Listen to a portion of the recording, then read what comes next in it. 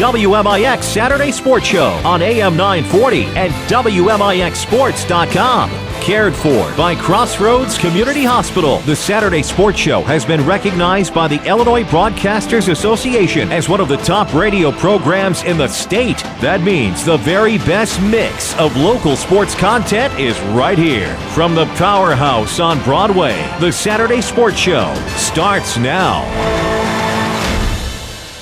Saturday Sports Show again here on the 1st of March. Hard to believe that we are out of February into March. The madness of high school basketball begins in earnest.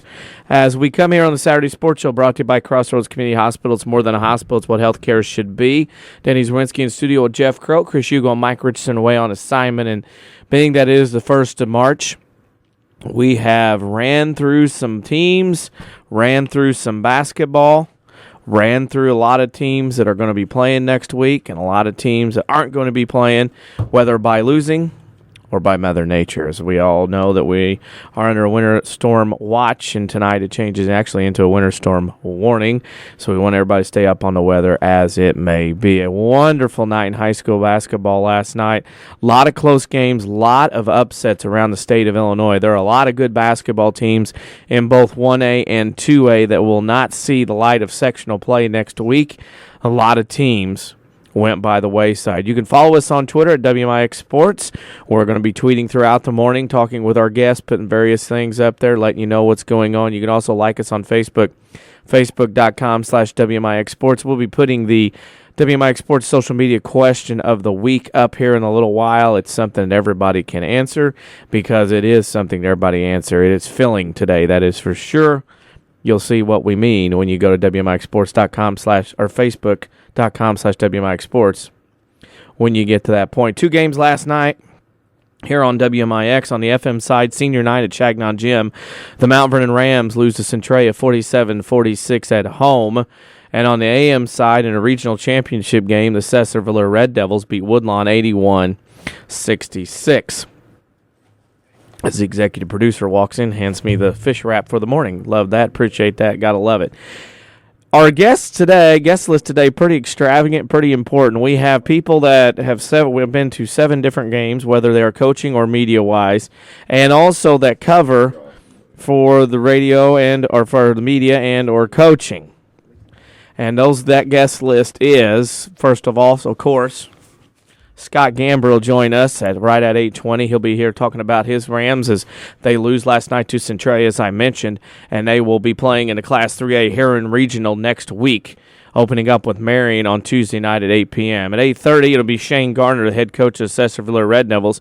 He, in his first year as the head coach of the Red Devils, has guided the Red Devils to a regional championship, and they'll play next week at the NCOE sectional against Goreville. Speaking of Goreville, we have the Goreville's head coach, Todd Tripp, following Shane Garner. His team beat ZR last night at home to come up with a regional championship for the Blackcats.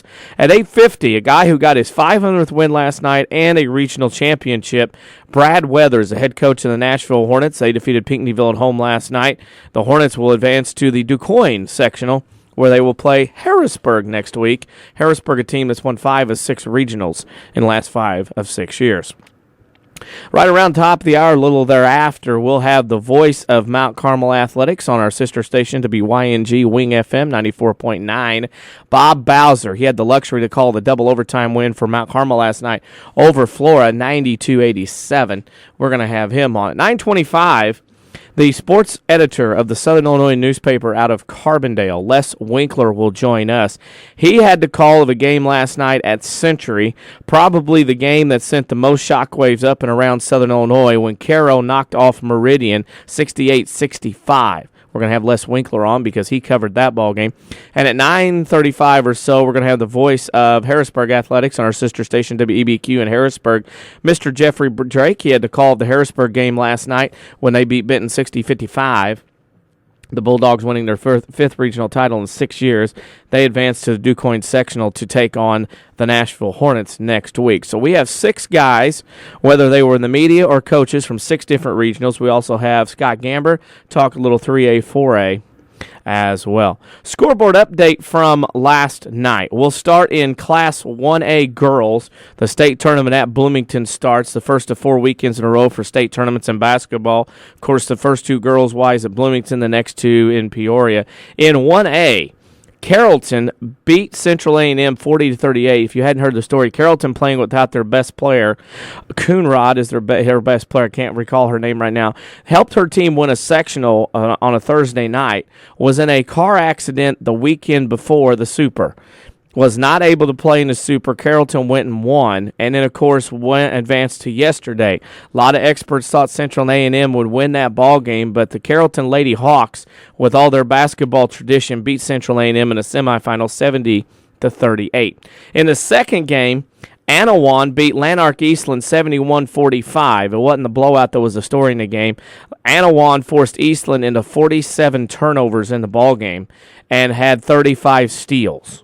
So Anawan, with that, wins, and they will play today. So the third-place game in Class 1A is Central A&M of Moweaqua versus Eastland, and the championship of 1A is Carrollton versus Anawan. In 2A last night, the favorite in the Class 2A tournament, should have won it last year but didn't when Nashville beat them. St. Thomas More beat T-Town 63-43 last night. It's the Lady Shoes had an incredible run, beating out Tyra Bus in the sectional final, then knocking off previously undefeated Breeze Central in the super sectional at Salem on Monday. So T-Town loses to Champaign St. Thomas More 63-43. Prophetstown pulls another one, beating the private school Elmhurst Immaculate Conception 57-48. So in Class 2A today, the third-place game, T-Town versus EIC. Elmhurst Immaculate Conception, more known for their football. And St. Thomas More Champaign will play Prophetstown in the championship game tonight in Class 2A girls at Bloomington. High school play last night, non-conference. As we mentioned, Centralia beat Mount Vernon 47-46. It was Marion getting a nice win against Altha 55-51, and Carbondale wins the South 7, beating Cahokia 61-59 at home in a fantastic game. Other games over in the Metro, Alton beat O'Fallon 70-54. Belleville West beat Granite City 61-43. Civic beat Waterloo 56-40. That's an upset because Waterloo won the Mississippi Valley Conference title earlier in the week. Goes on the road and gets beat by 16. East St. Louis beat Collinsville 91-50. Edwardsville over Belleville East, 57-36. Effingham over Mahomet Seymour, 51-45. And Mount Zion beat Salem 64-62. Triad beat Columbia 49-42. In Class 1A boys regional play, these are in order of happening last night because we want to try to keep you up to date in order of what's going on as far as this goes. At the Albion regional last night, also known as Edwards County, in overtime, it was Sisney beating Oblong 60-57. Sisney will play St. Anthony of Effingham. They beat Altamont last night 40-39. In the other regional, which comes out of the Toledo-Cumberland regional, it was Dietrich over Neoga 59-40.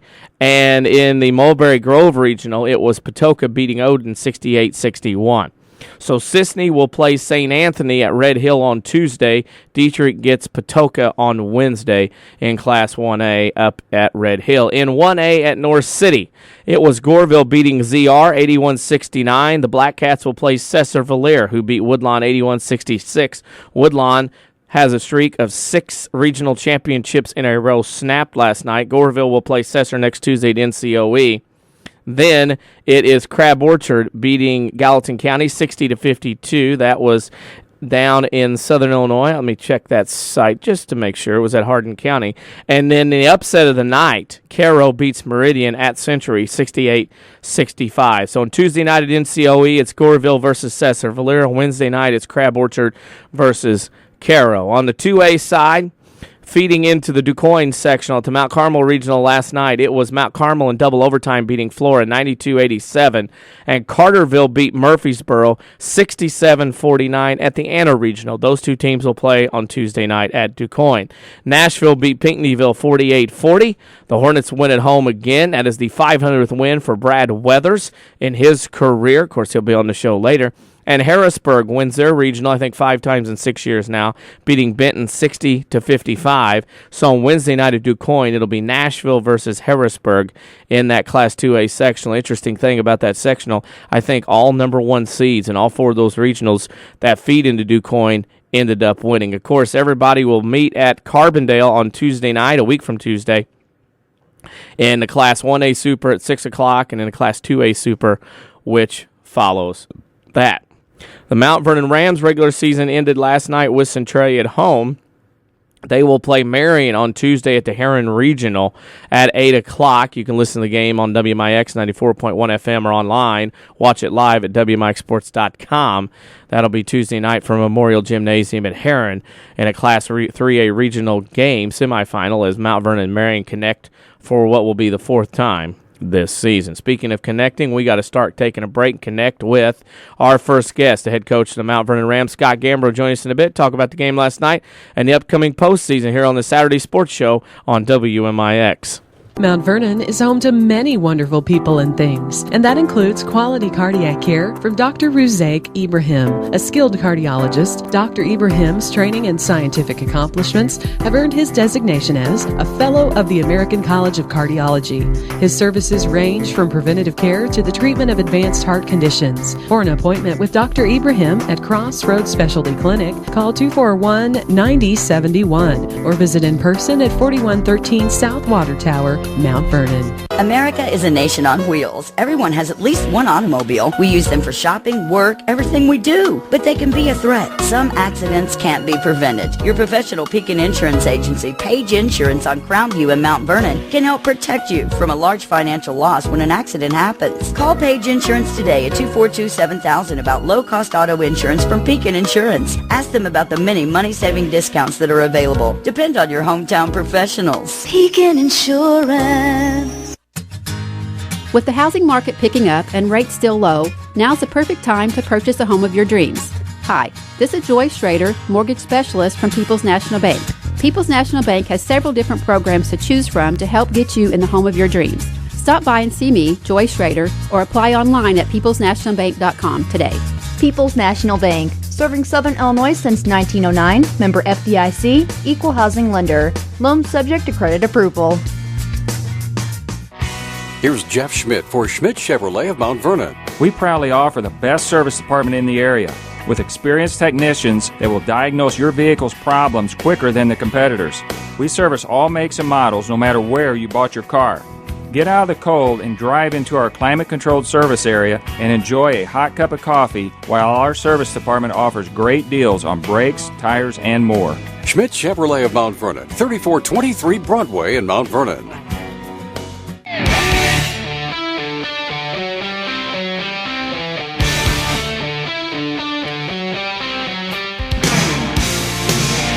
Saturday Sports Show brought to you by Crossroads Community Hospital. It's more than a hospital. It's what healthcare should be. Danny Zawinski and Jeff Crow in studio. Chris Hugo, Mike Richardson away on assignment. And last night wrapped up regular season play. At least there'll probably be some games tonight around the state of Illinois in Class 3A, 4A boys. But for the Mount Vernon Rams, their final regular season tune-up for postseason. And joining us now is the head coach of the Mount Vernon Rams, Scott Gamber. And Scott, I know disappointing last night to lose at home, obviously, to the arch rival Centralia. But in general, give a little description, if you would, please, of the atmosphere last night at Chagnon before that game last night. Yeah, I mean, the atmosphere last night was great. I mean, you wish that you could somehow replicate that and have that every night. We had a great crowd. They brought a great crowd. And that's a lot of fun when you get that going like it was last night.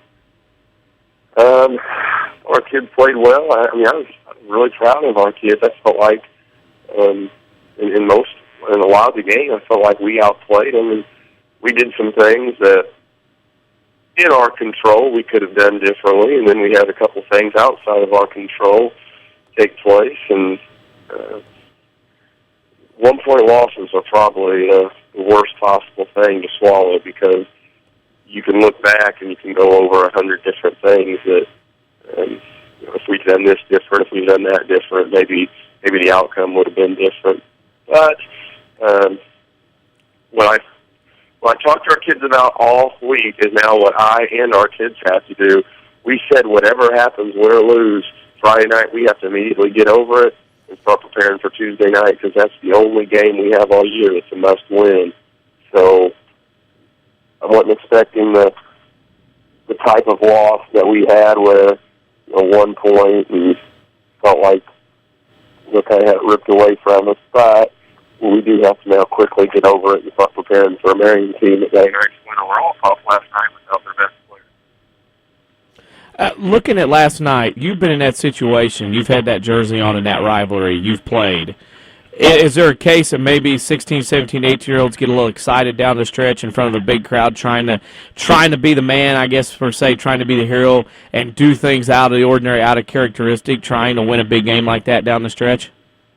I think so. I mean, they're trying to make plays, and they're wanting to get something to happen, and you can't fault the kids for wanting to do that. And, but, yeah, I just the last minute and a half I'd love to have over. I felt like we did several things that I'd like to do differently. We needed to be a lot more patient, run a little more clock, and then we did not need to foul so quickly.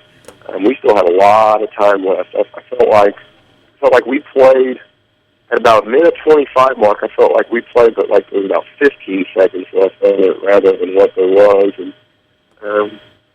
we still had a lot of chances. A couple things go the other way, and we got them to miss a free throw. Dylan threw long to Shikari. Shikari, again, this is all in my view, watching last night when I got home. Shikari jumps up, gets the ball, going to have a layup, and all of a sudden Shikari gets a foul called on him. And instead of having 2 points and, tie game, or instead of going to the line a chance to tie it, now they're going to the line and make it a 4-point game. And, that one was big. I thought the 5-second call that they called on Braden was really big because, we on the bench are trying to watch the count. And there was a count, and then Braden got a lot of distance, and the count stopped. And about 3 seconds later, we got a 5-second call, and frustration because that was a big play. We actually had the lead, and we're trying to milk some clock there, and then that turnover gives them the basketball, and there's just a lot of things down the stretch that could have gone differently. And one of the things down the stretch, too, I think there was a restraining line violation. I was listening to it on the way back. And I know you can't blame one thing, the call on Shikari, the restraining line violation. All these things kind of play into it. I mean, as a coach, how much does that affect things when you're the strategy-wise going down the stretch when one call goes a different way than what you thought it was going to be? Yeah, I mean, it's tough because you need to be able to get over it. You need to be able to get over it pretty quickly, but sometimes that's easier said than done. And we had a couple of those. To start the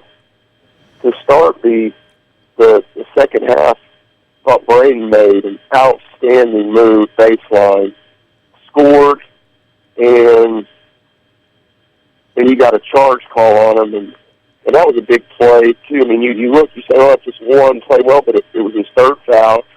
Braden, as you guys know from watching so much of what makes him such a good player is how hard he attacks the basket and does things. Well, when you pick up your third foul immediately in the third quarter, and, he had to sit on the bench a little bit in the first half in foul trouble, that changes the way you can play, because now you're a little hesitant on driving in because you sure don't want to pick up your fourth, foul on a charge. Braden does a really good job on the point of our 1-3-1 by being aggressive. Well, now he can't be as aggressive because, again, he can't pick up a fourth foul. I thought that was something we fought all night last night. At Jake, Braden, and Shikari, all three were on the bench for extended periods of time in foul trouble.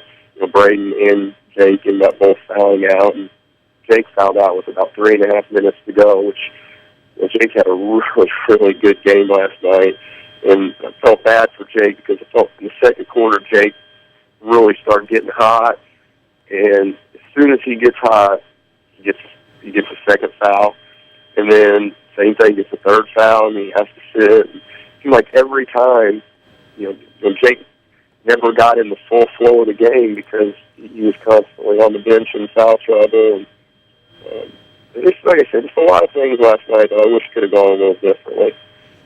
Well, of course, the regular season not over, but regular season home games at Chagnon are. So last night, some seniors played their final game at Chagnon. Talk a little bit about your seniors and what they've meant to you and your program over the last 4 years.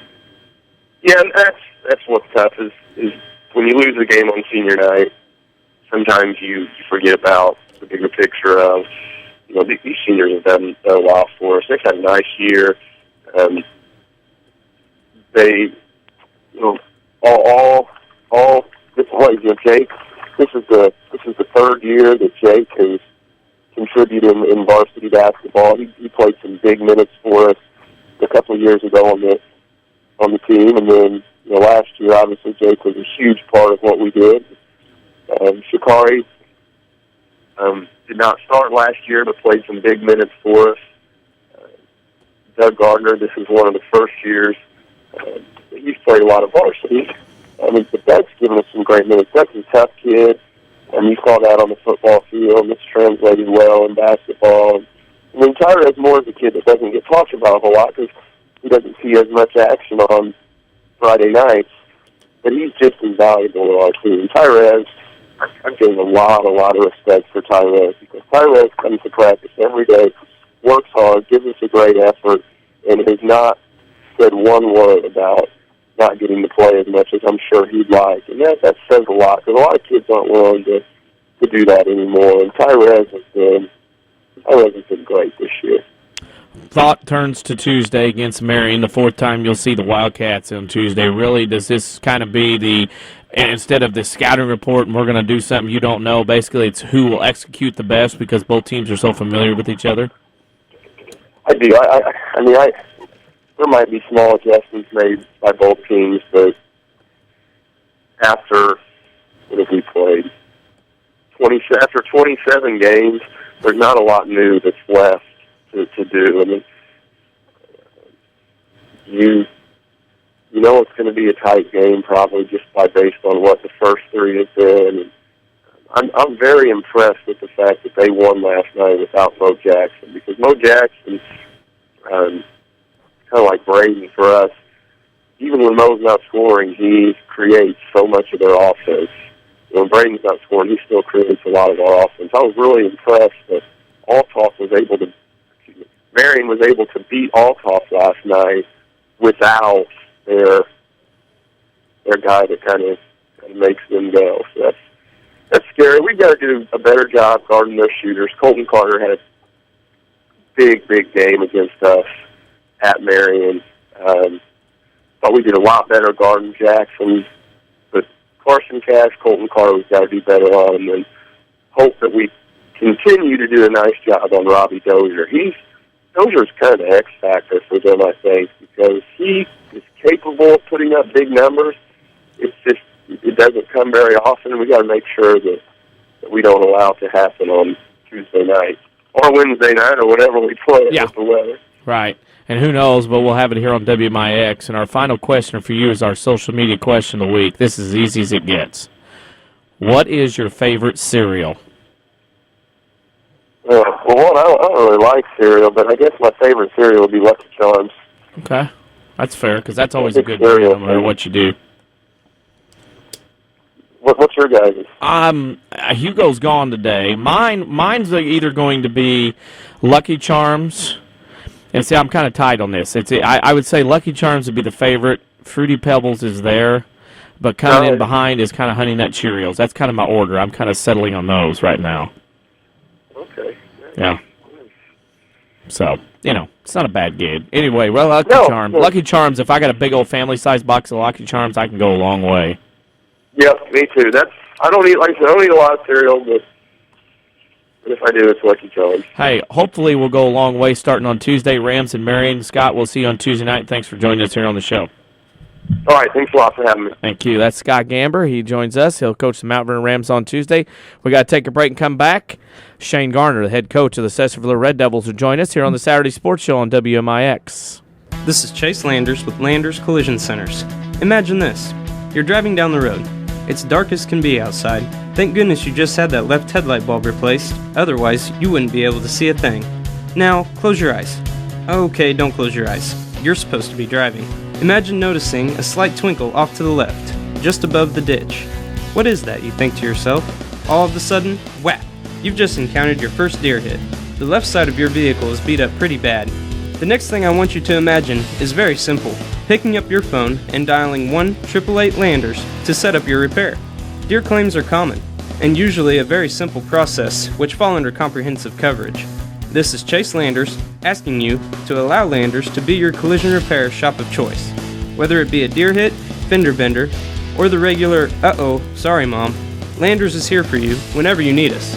Big or small, Landers fixes them all. 1-888-LANDERS, that's 1-888-LANDERS. Complete. That's the Orthopedic Center of Southern Illinois with a full sports medicine clinic, state-of-the-art MRI, a spine care team that focuses on pain management, arthroscopy specialists offering total joint replacement, hand surgery, and complete rehabilitation services. Doctors Chow, Houle, Ahn, Kowalski, Freehill, and Smith stand ready to serve you today with offices in Mount Vernon and Centralia and satellite offices in Benton and Nashville. Find out more online at orthocenter-si.com. Hi, this is Joe David Cummins, President of Community First Bank. By now you have heard about our new One Checking product. The new One account is a high interest earning, free checking account designed for everyone. Unlike other banks that pay interest on higher balance, this account pays interest on all balances. From high schoolers to Warren Buffett, One will work for you. You can talk to one of us at 244-3000 and learn about the details. One, exclusively at Community First Bank. You will be one happy customer. Member FDIC.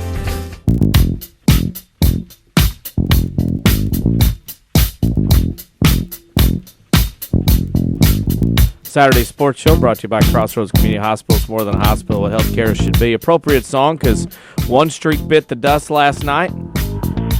And today, another streak starts. Joining us now is Shane Garner, the head coach of the Sesser-Valier Red Devils. And, Coach, 1 year into this gig, did anybody tell you after 1 year it'd be this easy to roll out and win a regional championship in your first year?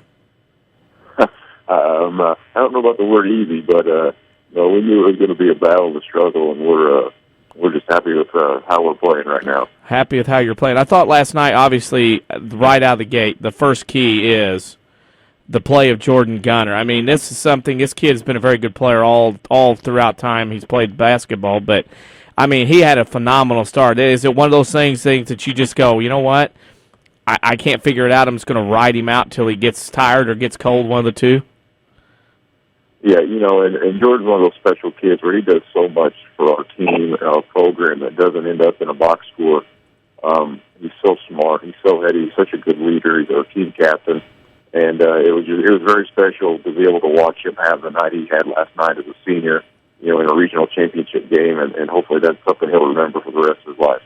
That was an amazing game last night. He started out at one point without scoring Woodlawn by a significant margin. He had 25, and then Woodlawn had 17 or 18 at one point. The other guys on your team, I thought was very impressed with them. They shared, they do things, they got him the ball when he was on that roll, and I thought that really spread your offense out and really opened things up for your team in that first half. That was one of our points of emphasis last night. We used the dribble a lot in our offense, coming off a lot of ball screen and like that, trying to create with our speed. And we knew if we could get good angles, we would draw a lot of help defense. And our main key, the other day in practice was finding the open man off that help. And it just so happened to be last night it was Jordan Garner, and he stepped right up and knocked down those shots. Your team last night, of course, I like your team. I told you just earlier in the year. Very focused team. When you and your coaching staff are talking to them, they're locked into this. Did you have a moment so far this season where when looking or coaching or in a game with your team you thought, you know what, we could do this? Was there a moment like that this season? There have been moments like that, at the BIT when we had some very close games and competed against some very good teams, and just moments throughout the season where, it kind of, where the kids just take over and we just kind of sit back and watch them. And that was kind of what happened last night. I didn't really have a whole lot to do with what went on last night. The kids just go out and they perform and they do what they're supposed to do, and they do it to the best of their abilities. Last night, go ahead. And just one of the things that, we've talked about all year, just believing in what we're going to do and believing in what you can do. And that last night was a perfect representation of that. Last night you jump out to this lead. I think it was 44 47-22 at the half. It's a 25-point lead. You go in half, and you've been there with blowouts playing in your day where you've been on top or behind. You go in the half with a 25-point lead. How do you get 16, 17, 18-year-olds to understand there are still 16 minutes left in this game and it's far from over? That's correct. That's a very challenging thing to do. And, and one of our philosophies here is we're just going to try to be better than what we want to be, better than what we were before. And the challenge at halftime was, let's not go out and have the same half we had. Let's go out and expect more of ourselves. Let's go out and do more. And, we came out and maybe stuck our toe just a little bit there at the beginning, but after we calmed down and got things back in our control, they cruised it on out. But that's a very difficult situation because you flirt with pressing the issue and you flirt with being content with where you are. And we had to find that happy medium to where we were still had our foot on the pedal, but yet we're being under control and making good decisions. The game last night reminded me of a game 4 years ago, same type of game, regional final. You were on the bench for when Sesser-Valier beat Waltonville in that 2010 Crab Orchard Regional Championship. Did you see any similarities in that game, especially from the offensive side, the output the Red Devils had? I think the way we shot the ball, there's a lot of similarities to that, and just, and not saying things came easy, but the way the boys took open shots and easy shots, I think was a big similarity, and just the peace of mind that the kids had. That 2010 team was pretty headstrong. I mean, they were focused. They were ready to go. You could never really tell what mood they were in. They were just there to compete and have fun. And last night, that team had that same look in their eye and that same middle edge to them. And I think that was a big similarity right there. You guys, I thought, did a very good job. You're beating a team that's won 6 regionals in a row, a lot of experience. A lot of your guys, hadn't been on, in a situation like this. It looked to me last night after you knocked down a few shots, Woodlawn got kind of rattled in that situation, kind of started throwing up shots there, and then you guys were able to take back that advantage, especially, I thought, in the mid-third quarter. Your team grasped the situation up 12. It went from 25 to 12, and your team kind of got their win, took over. A credit to your team and your leadership as far as your seniors trying to get everything quartered back in the other way. And that's one thing we talked about. We knew they were going to come out, on fire. We knew there was going to be some pressure. They knew we were going to mix some stuff up to try to make things happen. And and when you're coaching against a legend like Shane Witzel, and man, he's very much respected, and the type of kids he has, and just the confidence and what they've done, you knew they weren't going to just roll over in that situation. So we knew they were going to come with a little firepower right there. We just knew we just had to weather the storm, stay composed, and then at the end, just ride on out, and then that's exactly what our kids did. Well, for winning last night that regional championship, you get to go to North City, NCOE, and take on, I think, a familiar team in Goreville. Is this not the 4th time that you will have played Goreville this season? Yeah, this will be the 4th time. Wow. I mean, at this point, I asked Coach Gamber this before you were on. He plays Marion for the 4th time on Tuesday in the Heron Regional. You're playing Goreville for the 4th time. Is it a matter more of execution now rather than putting in something new at this point in the season? I think so. We know each other very well. Todd and I are good friends. And, there's no hiding who we are or what we can do. It's just tweaking a little things here, maybe changing a cut, changing a screen here and there. But mainly, yes, it's execution. And what it comes down to here is just taking care of the basketball, rebounding the basketball, making free throws. If we can do those things, then anybody's going to have a chance to win the ball game. Well, we know you're a very busy day. We thank you for being so gracious with your time this morning. But, of course, before you leave, we have to ask you our social media question of the week. And this week's question is, what is your favorite cereal? My favorite cereal? I say right now I'm on a Kix check. I really like Kix, so I have to give that one the nod right now. Really? Is there a particular kind or just regular checks? Just regular checks, yep. I got it. That's not bad. You put anything on it or just go plain? Just a little bit of sweetener, but not a whole lot. Okay. I'm a pretty plain Jane guy. You're a pretty sweet guy. Great win last night. Good win for your team, and good luck the rest of the way, and hopefully you get a few more wins and maybe get on down the road to Peoria where Sesser-Valier was in 2010.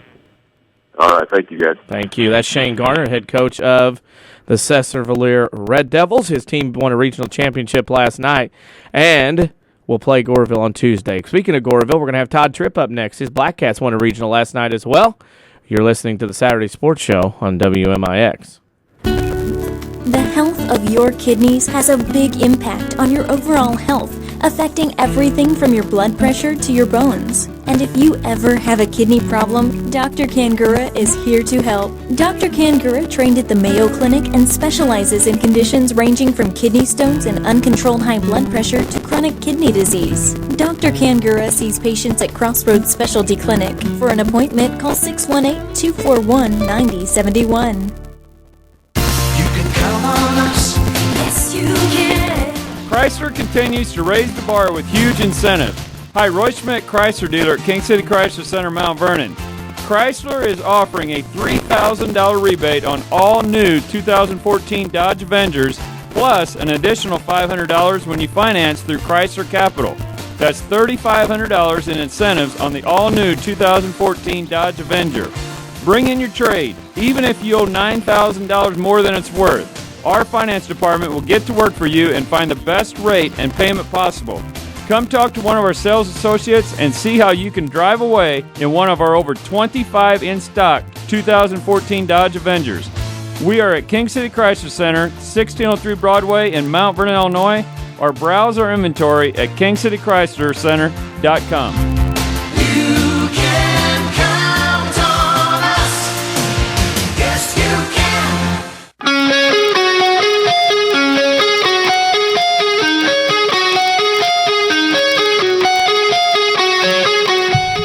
Saturday Sports Show brought to you by Crossroads Community Hospital. It's more than a hospital, what healthcare should be.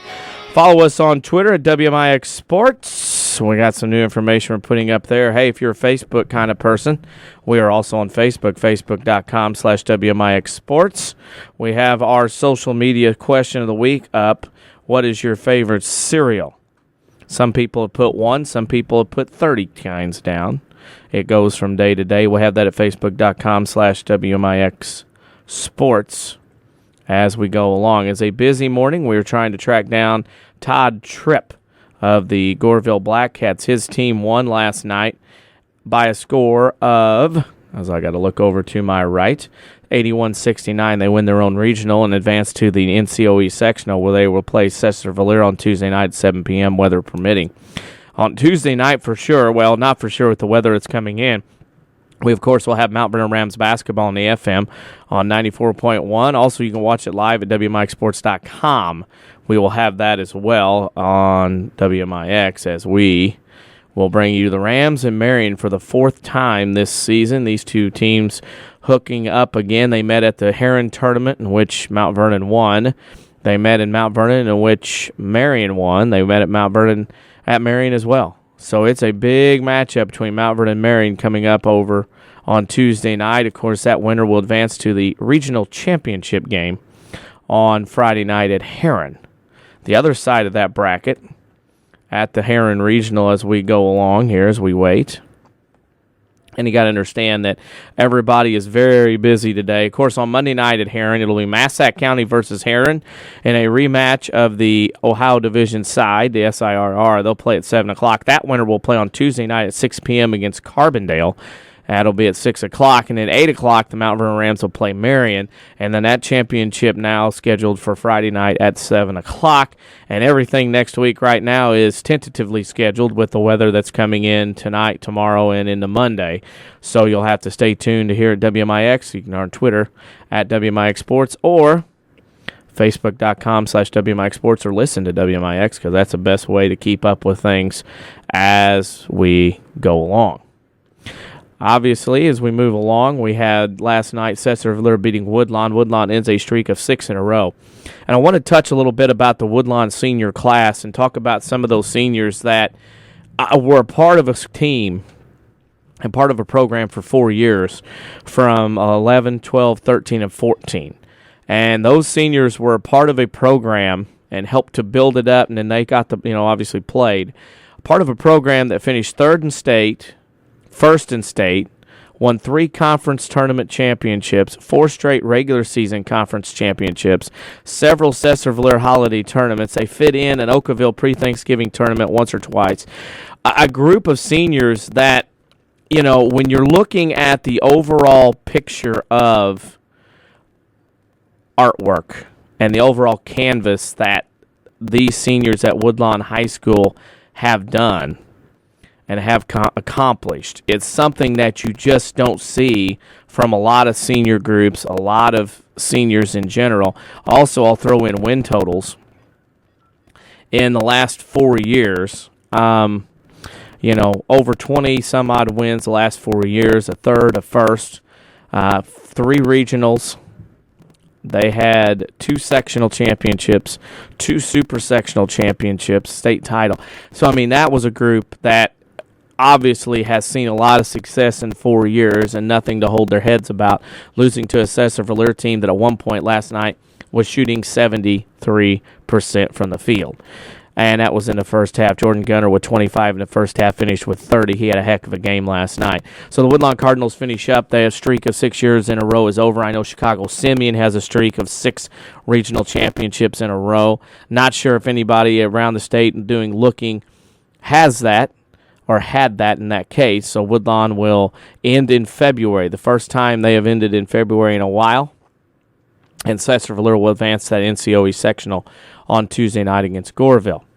So we congratulate the Woodlawn Cardinals on their season. And again, when you look last night, and a very interesting setup, Meridian loses again in a regional final. This is a team, since 4-class basketball has come in, a lot of people have picked them to get far, picked them to go long, and they haven't. And they have not. The only advancement they've had is 2 super sectionals in a row, and 11 and 12, and Woodlawn beat them both times. That is a team with so much talent through those years that Woodlawn and Meridian battled, and Woodlawn and Meridian both lose last night. Madison, who went to state last year, got second out last night, losing to Hardin Calhoun. And then, of course, Oakville, who has had a lot of talent over the years and by draw has had to go west and play Jabot in those regionals. And sometimes Madison gets beaten in a regional final again by Jabot. Oakville, 1 year lost to Wayne City. I believe it was 11 in the semifinals at the Woodlawn Regional. Oakville's a team just in a bad spot geography-wise, can't get anything done. You can't say anything bad about John Krause and the Rockets. They're going to have a great team over the next 3 years. Frederick King kids got 3 more years left to go. But the teams that lost last night that you could put together and make a tournament is unbelievable. Flora gave Mount Carmel fits, double overtime. Murfreesboro's been good all year. A Benton team that was getting hot at the right time. That's pretty good basketball, and you throw in the fact that Meridian loses last night. Gallatin County made it to the Super last year, lost to Nokomis. They get beat last night. Woodlawn loses last night. There's a lot of lineage and tradition in the last few years, especially in the 4 class, that will begin baseball on Monday that won't get to play here next week. That's the way it is. The finality, the fun, and the drama of March Madness, it's one and done. You never know. Speaking of never know, but we do know, we'll take a break, come back, and we'll have Brad Weathers, the head coach of the Nashville Hornets, on. His team wins last night against Pinckneyville. We'll have Brad on after the break. You're listening to the Saturday Sports Show on WMIX. I'm Jeremy Pearson with a look at your next rad weather. A major winter storm will bring significant ice and snow to the region from late tonight through tomorrow night. It will be mostly cloudy today, high 47. Cloudy with some rain developing tonight. It'll freeze on surfaces later on through tomorrow. Hot low tonight, 21. Expect periods of freezing rain and sleet tomorrow morning, changing to snow later on in the day, high 25. Next rad weather from WMIX, Mount Vernon, Illinois. Backaches, bad hips, rickety knees? Why not try aquatic therapy? The Red Lake College Aquatic Center has more than a swimming pool. Try a 6-lane, 75-foot lap pool, along with a whirlpool 10 feet in diameter and a 10-foot by 20 hydrotherapy pool. Aquatic therapy is very affordable. In many cases, the tuition is waived entirely. With special access and dressing areas for the elderly and physically challenged, getting in the water is easy. Experts are on hand to assist with various areas of aquatic fitness and rehab. Call 437-5321, extension 1207, or visit rlc.edu. A digestive problem can affect every area of your life, but now there's a specialist right here in town who focuses on digestive health. Mayo Clinic trained Dr. Tegpaul Atwal has opened the only gastroenterology clinic in Mount Vernon. Dr. Atwal treats acid reflux, gallbladder problems, inflammatory bowel disease, ulcers, and more. For your appointment with Dr. Atwal at Crossroads Specialty Clinic, call 618-241-9071.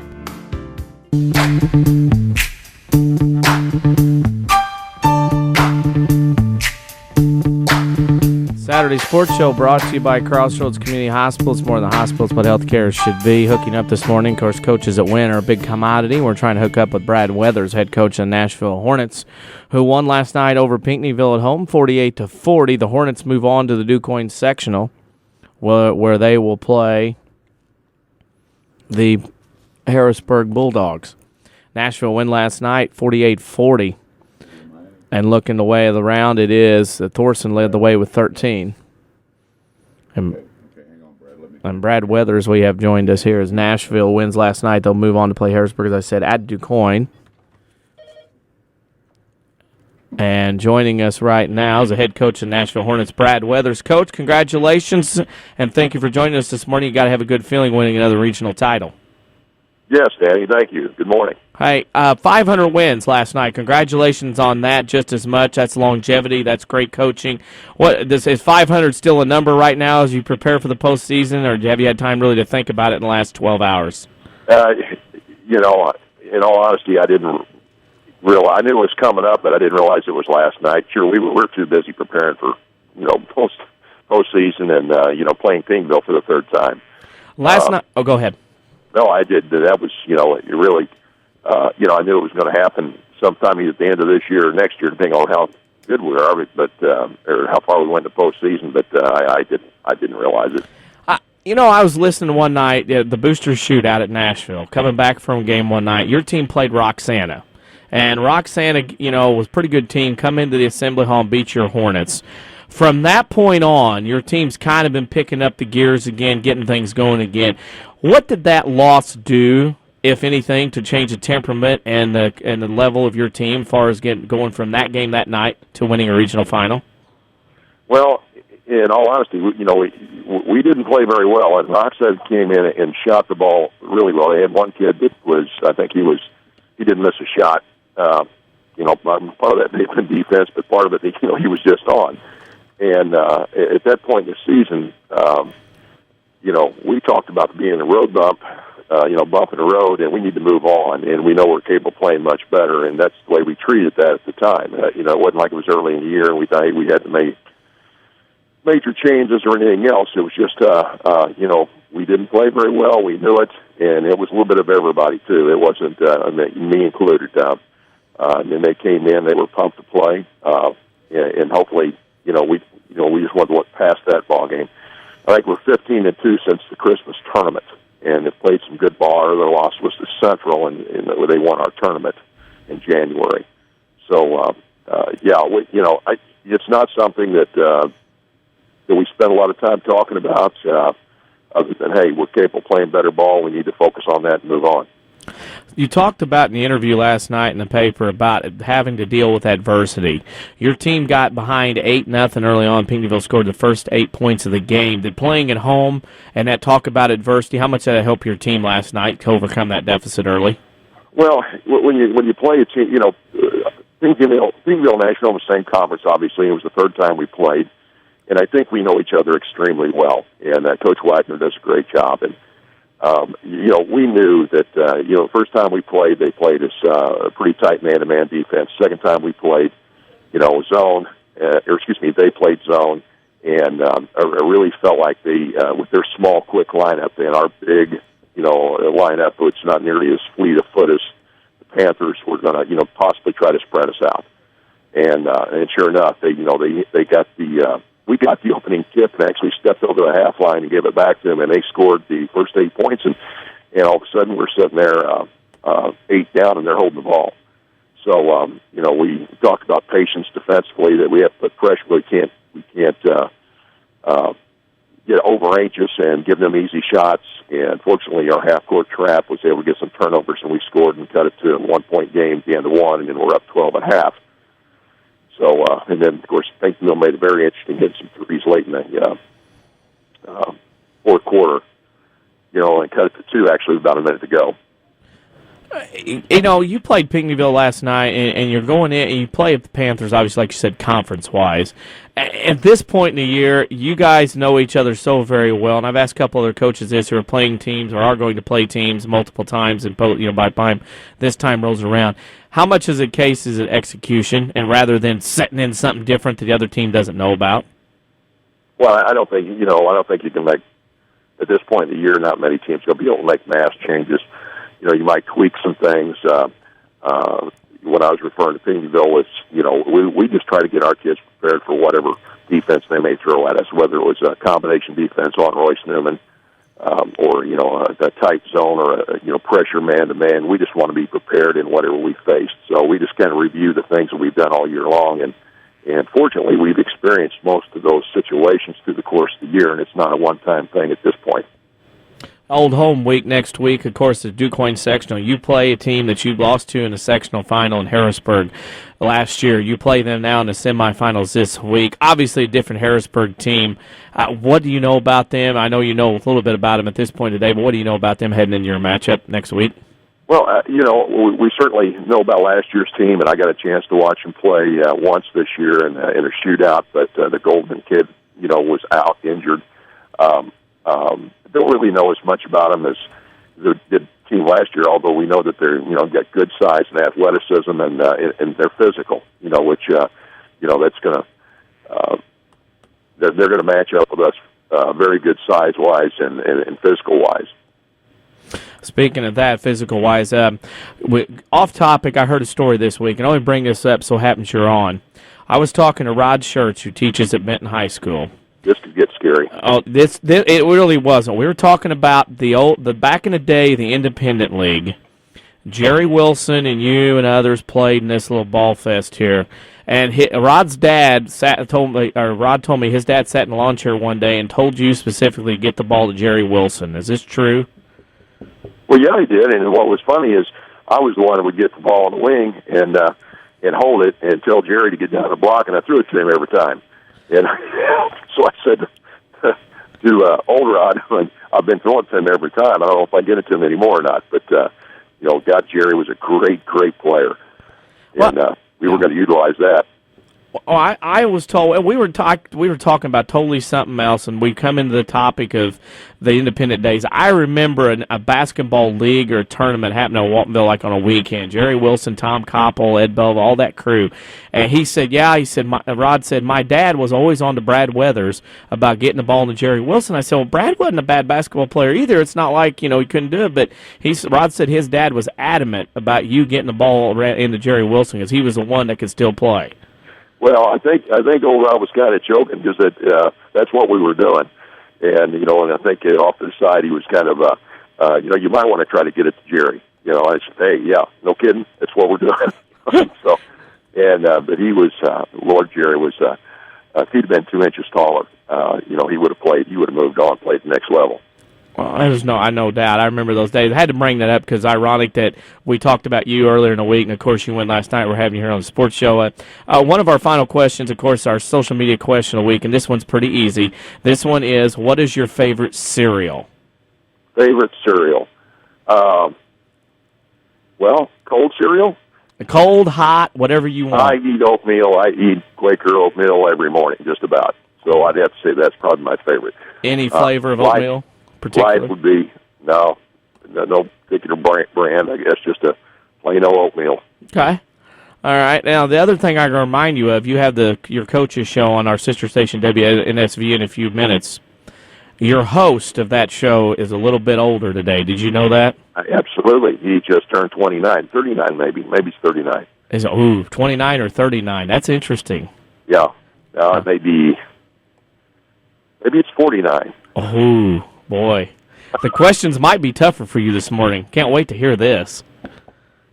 Oh, yeah. All right, Coach, thanks for joining us this morning. Really appreciate your time. You're busy. You got other things going on, other commitments, but wanted to get that in about your playing days and, of course, about Bo Meyer's birthday. And, of course, thanks for joining us, and good luck next week at the WYNG sectional. Thank you, Danny. Thank you. That's Brad Weathers, head coach of the Nashville Hornets. And, of course, we would be remiss if we did not wish Bo Meyer a happy birthday today. He is the voice of the Hornets on the WNSV 104.7 in Nashville. And we wish him a very happy birthday today. I'm not going out on a limb and guessing what age, what number, what anything. I'll behave and just share peanut M&Ms in the future with Bo Meyer. We'll take a break, come back. We'll get another scoreboard update coming in here on WMIX, here on the Saturday Sports Show on WMIX. If you've been trying to buy a car with a challenging credit history, you've discovered that it can be discouraging. But there is good news. I mean really good news. Not all buy here, pay here dealerships are the same. Second Chance Auto really is different. For 34 years, Second Chance Auto has guaranteed to give you the best value for every dollar you spend. Listen, did you know that at some dealerships, if you buy an $8,000 vehicle with minimal down, it could end up costing you $2,000 more? At Second Chance Auto, they'll explain how you can save more on the total cost of your vehicle. No surprises, just honest deals, bank rate financing for all, and a truly dependable vehicle with the best value for your hard-earned dollar. This tax season, use your refund where it will go the farthest. Let Second Chance Auto earn your business and your trust. You won't be disappointed. Second Chance Auto, Route 142 East in Mount Vernon. Call today, 244-4582. If you can't pick us up where you live, move. This is WMIX, Mount Vernon, Marion, another Withers broadcasting station. When you hear the warm, inviting sound of a crackling fire, what comes to mind? A rustic campground? A cozy cabin? How about the new Good Samaritan Regional Health Center? Our new family lounges feature a lot of comforts you might not expect. Things like this. No, that's not a babbling brook or serene stream out in the countryside. It's a 2-story waterfall located right here at Good Samaritan. And that's not the only way we're raising the bar for patient comfort. We've added lush healing gardens, as well as wall after wall of beautiful artwork, all designed to create the perfect healing atmosphere. And if all this sounds like music to your ears, we encourage you to check us out. Chances are, we're not too far from where you are right now. The new Good Samaritan Regional Health Center. Raising a hospital, raising the bar. Hi, this is Joe David Cummins, President of Community First Bank. Now is a great time to move your account to Community First Bank. With our new One account offering the highest interest rate in the market, free checking, and CD specials delivered by people you know and trust, why would you not bank with the market leader in Jefferson County? We offer 5 locations with 7 ATMs and have been serving the Jefferson County market since 1906. Stop in and see why our bank is the fastest growing bank in Jefferson County. Community First Bank. Welcome back to Personal Banking. Member FDIC.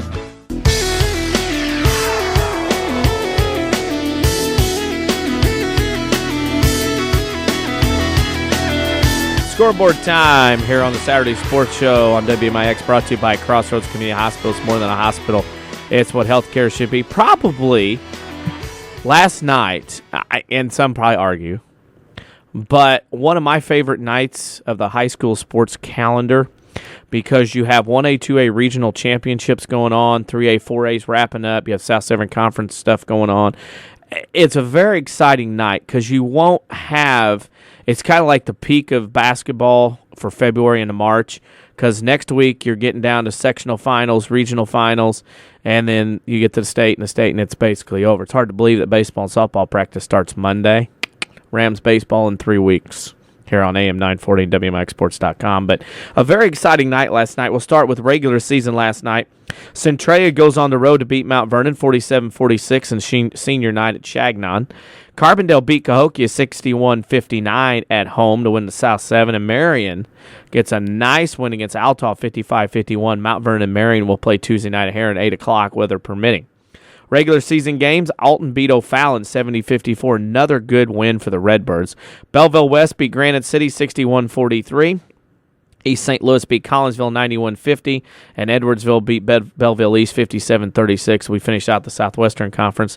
Of course, those teams will commence their conference tournament, also known as the Class 3A Regional, this week. In other games, it was Civic over Waterloo 56-40, a surprise, because Waterloo had won the Mississippi Valley Conference earlier in the week. Other scores, non-conference, Effingham beat Mahomet Seymour 51-45. Mount Zion got Salem in conference play 64-62, and Triad got Columbia 49-42.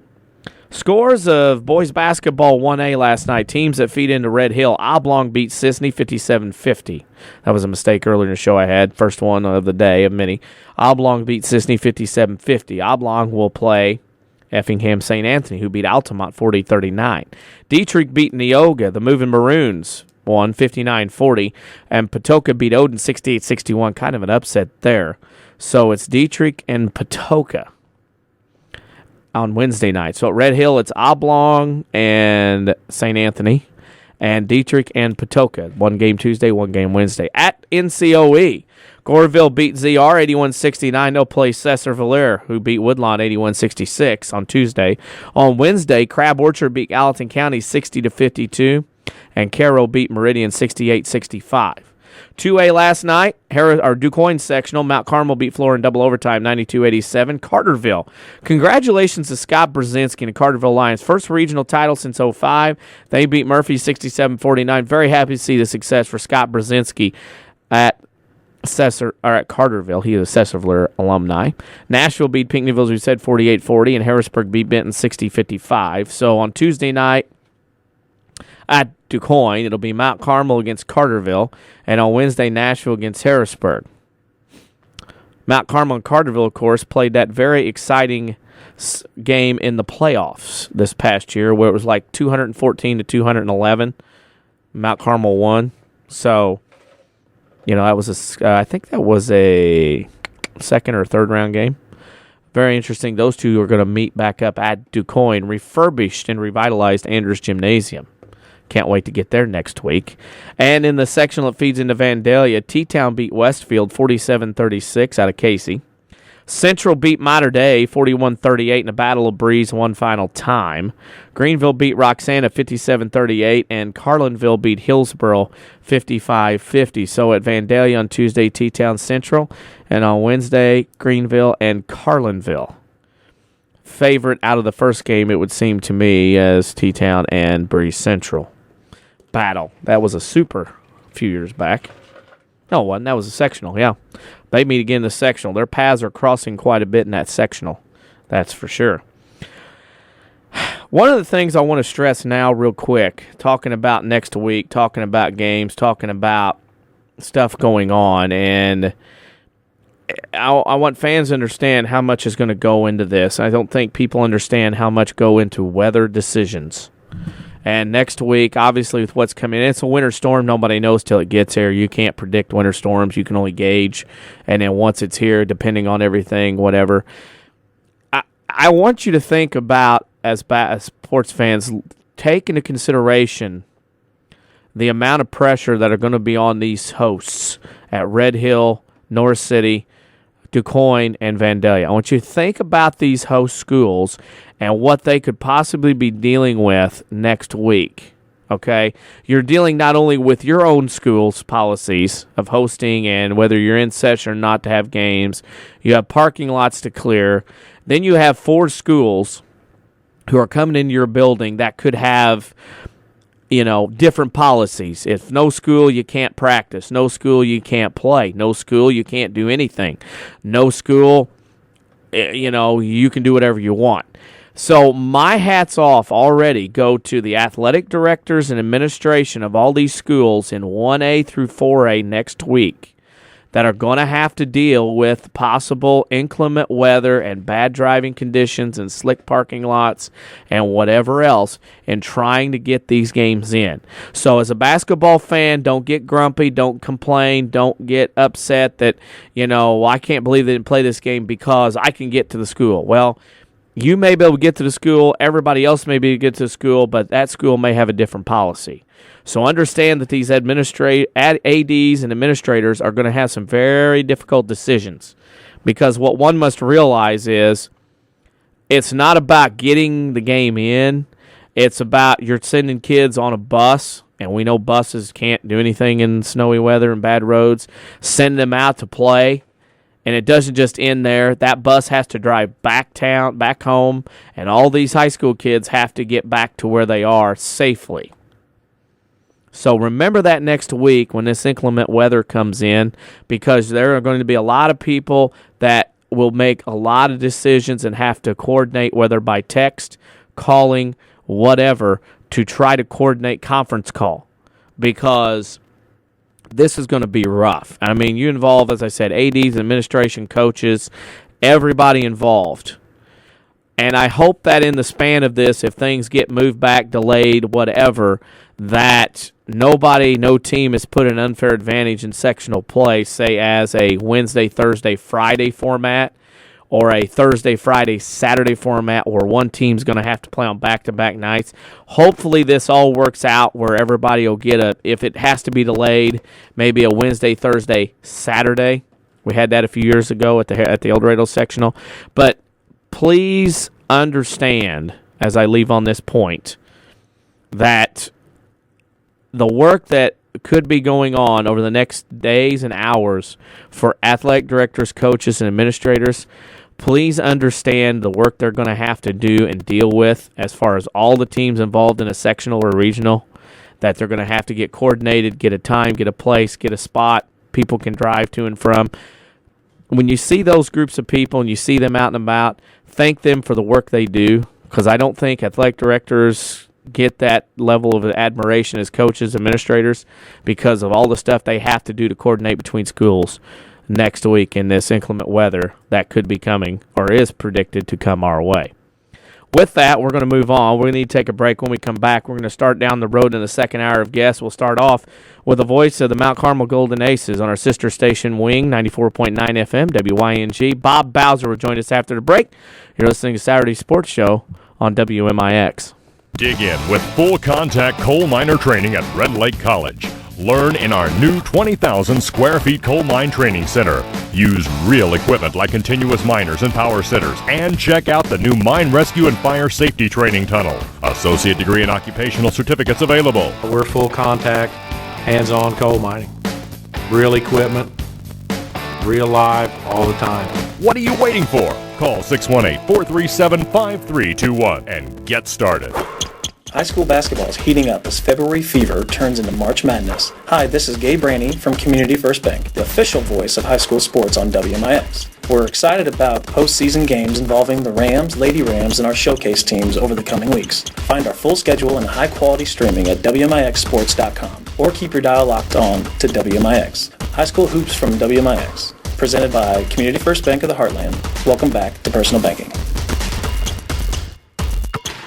Mount Vernon is home to many wonderful people and things, and that includes quality cardiac care from Dr. Ruzek Ibrahim, a skilled cardiologist. Dr. Ibrahim's training and scientific accomplishments have earned his designation as a Fellow of the American College of Cardiology. His services range from preventative care to the treatment of advanced heart conditions. For an appointment with Dr. Ibrahim at Crossroads Specialty Clinic, call 241-9071 or visit in person at 4113 South Water Tower, Mount Vernon.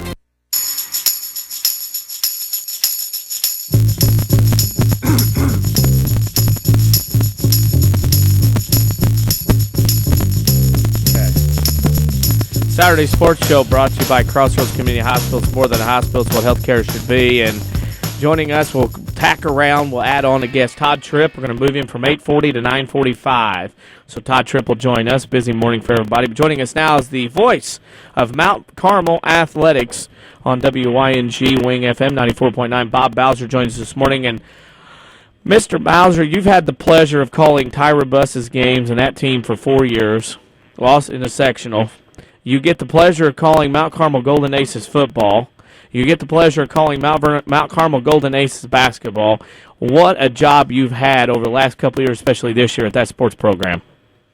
Well, I tell you, the pleasure is all mine, Danny. And first of all, thank you for having me on the show this morning. Boy, what a year it's been for Golden Aces athletics and Lady Aces basketball, with football making a deep run and Lady Aces getting into the sectional championship again. It was not a great thing when fell in defeat again to the Theotopolis Lady Shoes, fourth time in 4 years in the sectional championship game. But, you know, then last night, a double overtime thriller at the Hilltop in Mount Carmel as the Golden Aces defeated the Florida Wolves by the score of 92-87. So it was a great. It's been a great year, it's been a great run, and it continues for at least one more game. Well, it continues, and I think of this. When I think of Mount Carmel and Flora, I think of old NEC battles. Was this one of their better ones they've put on, whether it was in NEC days or last night? Well, you know, I don't have the historical perspective on that coming from Red Hill. But at the same time, this is one of those ball games. You're in a regional championship, packed gymnasium. Both ball clubs had ample opportunities to win in regulation, to win in the first overtime. Even Florida even had opportunities to seal the deal in the second overtime. It was just one of those games for the ages, I would have to say. One of the games for the ages, and of course, Mount Carmel gets a win at home. Florida was a team I saw a couple weeks ago, lost to Woodlawn at home, but I saw the potential there, and it seems like always Coach Lieb has the ability to turn his teams up a notch or two in postseason-wise. Wolves team was very good. What was the key as far as them staying so close with Mount Carmel at home last night?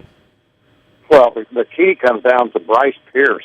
That young man was just simply on fire last night. He had 40 points in the ball game, and in the 2 overtime periods alone, he ended up with 13 points in the 2 overtime periods combined. So, 40 points on the night. It seemed like every three-pointer that he shot went in, and then even late in the game, we started getting the old-fashioned three-point play going. So, I tell you, Bryce Pierce gave Florida everything he had and then some, and kept them close. When he wasn't making it, Ethan Leap, Coach's son, the 6'4" senior forward, took off in that third quarter, really kept Florida in the ballgame at that point, as he had 13 points in that third quarter. Ended up fouling out late in the fourth quarter, early in the first overtime, finished the game with 16 points. But you're right, Florida, an outstanding ball club, lots of size. They were starting on the front line 6'5", 6'5", and 6'5". So they had a lot of size. They were playing their best ball of the season. You mentioned the loss, yet at the same time they had won 4 games in a row, and a couple of those were against a very quality ball club out of the Black Diamond in Fairfield. So I tell you, Coach Lee does an outstanding job there in Florida, but Golden Aces got the best of it last night in the regional championship, and you have to give kudos to head coach Tyler Buff, the Mount Carmel Golden Aces. You beat me to it, and it's a great segue in this interview, is that, Tyra Buss gets all the ink, obviously, over there. But Tyler Buss is slowly carving out a niche over there as being one of the better young coaches in Southern Illinois as far as getting a program to win. I really like what he's doing over there at Mount Carmel. Well, right now, we've got an outstanding group coming through here with all of the senior leadership. We're going to lose, I believe, 7 seniors off of this ball club, and one of those seniors led the way last night for the Golden Aces with 33 points. Reese Metcalf, who just recently signed to go to McKendree, I believe, to play football next year. He's the quarterback on the football team. He's a pitcher on John Copeland's baseball team.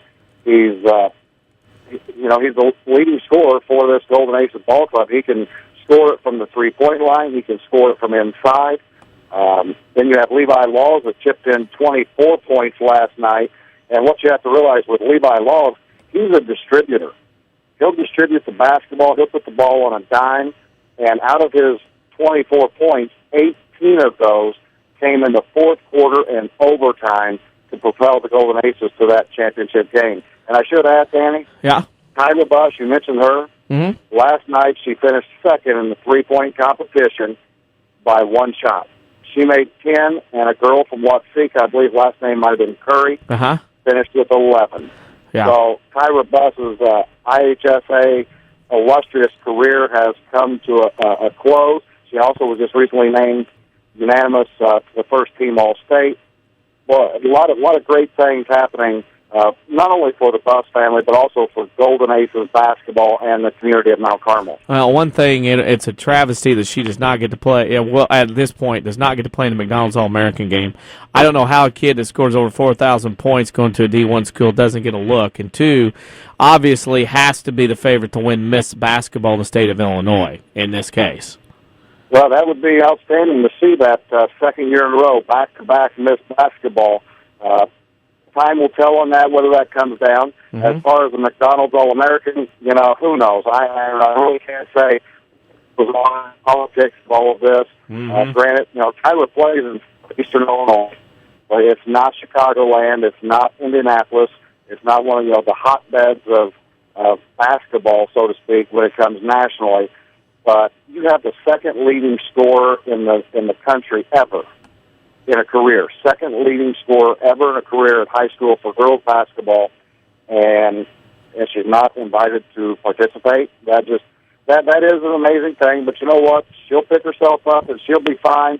She's going to the University of Indiana next year, and we can watch her on the Big Ten Network. Right. And hopefully a beam don't fall down out of the gym, But anyway, that's true. Yeah, that's or any chairs be thrown. Well, that's a Kentucky fan jab here. But you go to next week. You go to DuQuoin, and an old familiar foe you get to play in the Carterville Lions, an absolute classic football playoff game this past fall at Carterville. Now you get it back again. Has anybody talked about that correlation much after that win last night over Flora? Well, I haven't heard much. It's been such a quick turnaround. I mean, last night, that double overtime victory, it didn't even end until after 9 o'clock last night. So, by the time we got picked up and got away and everybody was talking around, I don't even know if people in the gym knew that Carterville had won. I did. I put it on air thanks to my partner, Jason White, sending me some text messages from down in Newburgh. I was able to get that on the air, that we were playing Carterville. But, Danny, here's one thing that won't happen. There won't be any onside kicks. No, that's true. But here's the thing that could happen. There could be as many points. Will show up there in that sectional championship game, and it's going to be an inside-outside game. You got Levi Laws and Metcalf outside. Riley Raber and Thomas Allen can shoot the ball from the three-point line as well. And C.J. Dial is just playing his best basketball of the year right now here in the postseason. And, he's the big man in the middle. Like I said, Mount Carmel's had their runs. Mid-2000s, had a run, got to a super. Had some success. And I remember playing at the West Frankfort Sessional, seeing them. But a special time of year for Mount Carmel's. They take Carterville next Tuesday at the DuQuoin Sectional. And pleasure for you to broadcast all that. Before we let you go, because I know you're busy, because it is a big day in Evansville, Indiana, obviously. I've heard and read a lot about it. A lot of tension. But before we let you go, we got to ask you our social media question of the week. And this week's question is, what is your favorite cereal? My favorite cereal? Uh-huh. Well, I guess, right now, I eat some more adult-type cereal. But my favorite of all time would be Frosted Flakes. You got to give it to Tony the Tiger because they're great, just like the Golden Aces, 21-8 going into the sectional next week. That's pretty good. The big draft tonight, any favorites? Anybody looking to make a move over in Evansville in this fantasy draft for baseball? Well, I tell you what, all these guys are fighting for second place because Bob Bowser's coming to town this year in this LOC. The bottom, I've got the second pick, and from there, it's just going to be gravy train for Whitey's Wet Gyms. That's all I know, Danny. All I know is the Aces are in the sectional. You get to do the games, of course, with Jason White, and we appreciate you joining us. And, of course, hopefully we might get to see you next week at DuQuoin. You never know. Thanks for joining me this morning on the Saturday Sports Show. Hey, Danny, thank you very much, and we'll see you maybe Tuesday night over at DuQuoin. All right, thank you very much. Bob Bowser, the voice of Mount Carmel Athletics on our sister station, WYNG-FM 94.9 out of Mount Carmel. We'll take a break, come back with the sports editor of Southern Illinois, and he saw a shocker last night. Les Winkler will join us after the break on the Saturday Sports Show on WMIX. I'm Jeremy Pearson with a look at your next rad weather. A major winter storm will bring significant ice and snow to the region from late tonight through tomorrow night. It will be mostly cloudy today, high 47. Cloudy with some rain developing tonight. It'll freeze on surfaces later on through tomorrow. Hot low tonight, 21. Expect periods of freezing rain and sleet tomorrow morning, changing to snow later on in the day, high 25. Next rad weather from WMIX, Mount Vernon, Illinois. How can we keep the people we love safe and secure in their own home? Let the Medicine Shop's home medical equipment team help you with all your mobility and specialty product needs.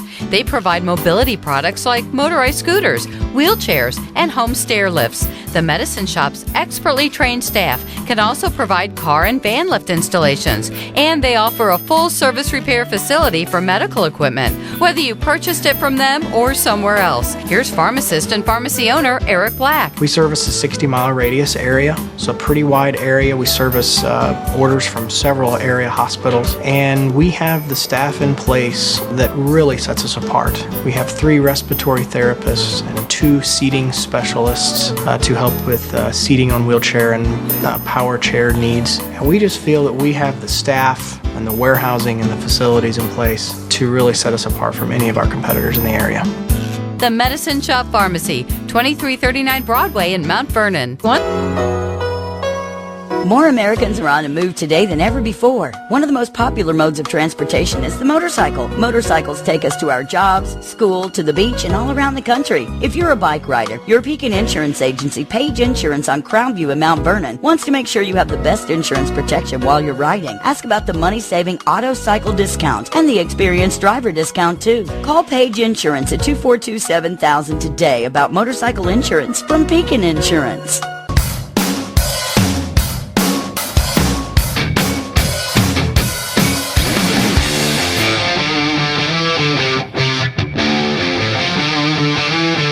Saturday Sports Show brought to you by Crossroads Community Hospital. It's more than a hospital. It's what healthcare should be. And joining us now, I'm Denny Zerwinski. Joining us now, the editor, sports editor of the Southern Illinoisan, Mr. Les Winkler. He had the privilege of covering the Carroll Meridian game last night. And I got to ask you what most everybody will ask whoever was there last night.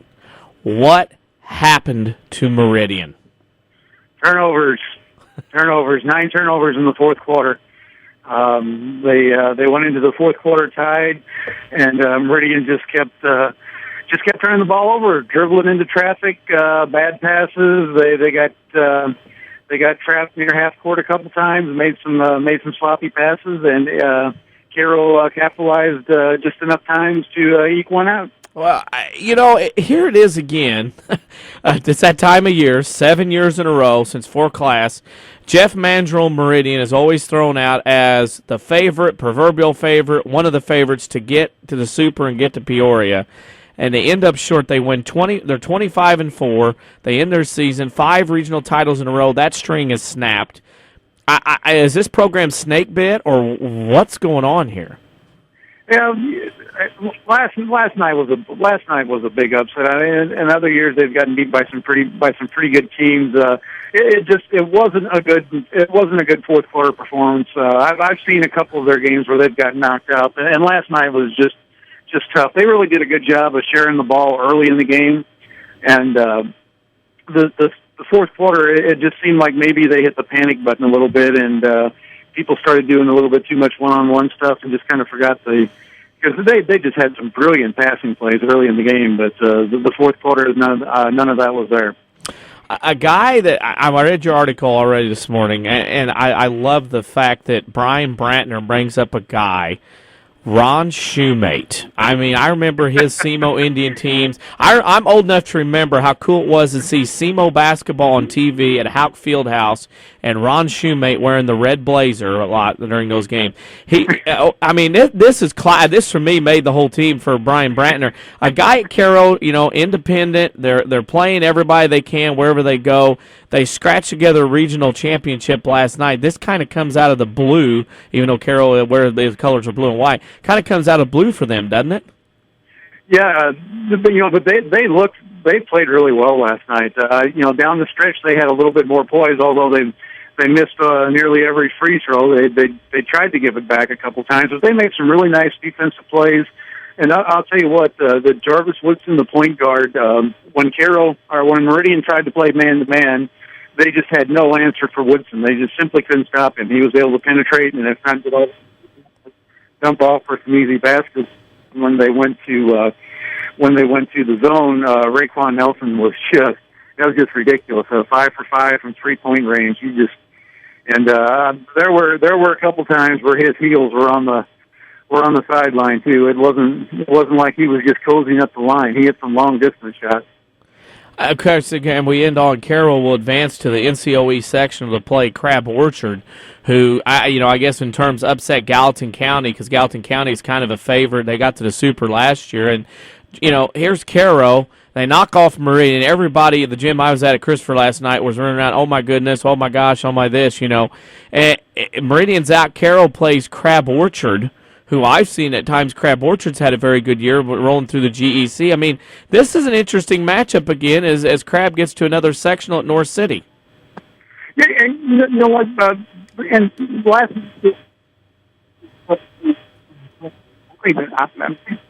I may have been club from Wake played with. Uh-oh. Technology. Can you hear us? Yes. Yes, can you hear us? I can hear you. Okay, keep going. Now you're in a good spot. Keep going. Okay, I'll stand still.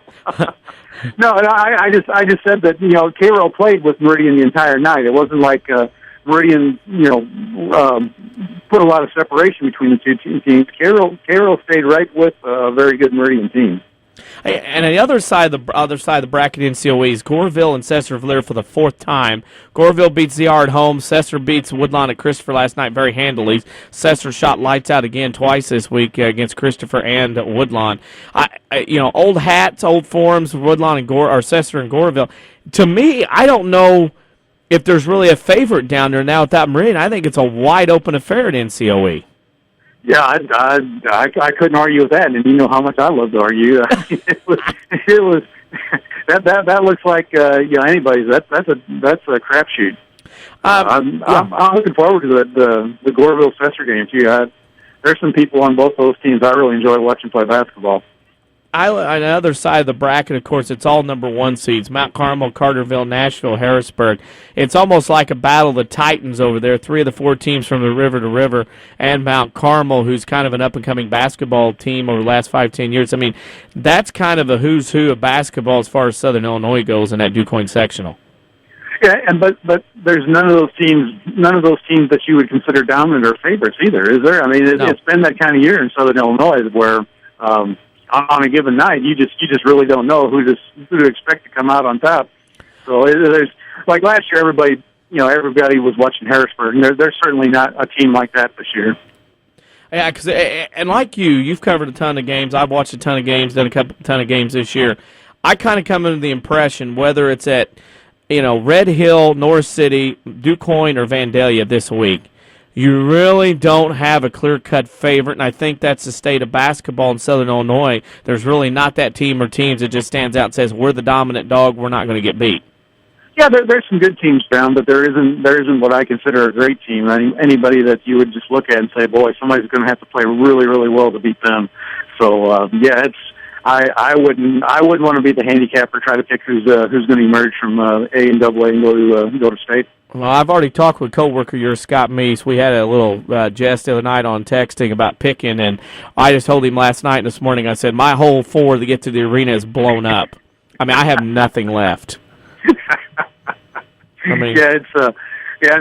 year I didn't even, I just looked at it and I'm like, I've got no clue. Like last night, Nashville, Pinckneyville, you figured if Nashville played well, they would probably come out of that, but they've been up and down all year too. It would not have shocked me one way or the other, whoever came out of there. So, and that's just the way it was all year. Where do you get to go next week? Are you going anywhere, North City, or where do you go? I will be at North City on Tuesday and Wednesday, and then I go to Missouri Valley Conference. Oh, that's right. That's a good time over there then. Wichita State story of the week. Yeah, it'll be interesting. SIU apparently has escaped the Thursday night episode, so that's a good thing. But I really don't see anybody.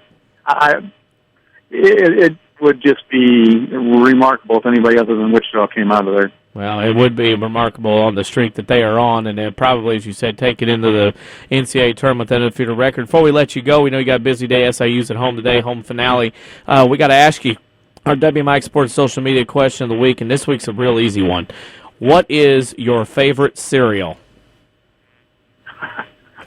I don't eat cereal. Okay, hot, cold, what? When I was in college, I ate Apple Jacks to keep the bullies away. That's fine. Apple Jacks works great to keep the bullies away. They did. I never got beat up. There's all kinds of bullies wanting to know why you didn't cover this or how much or this and other.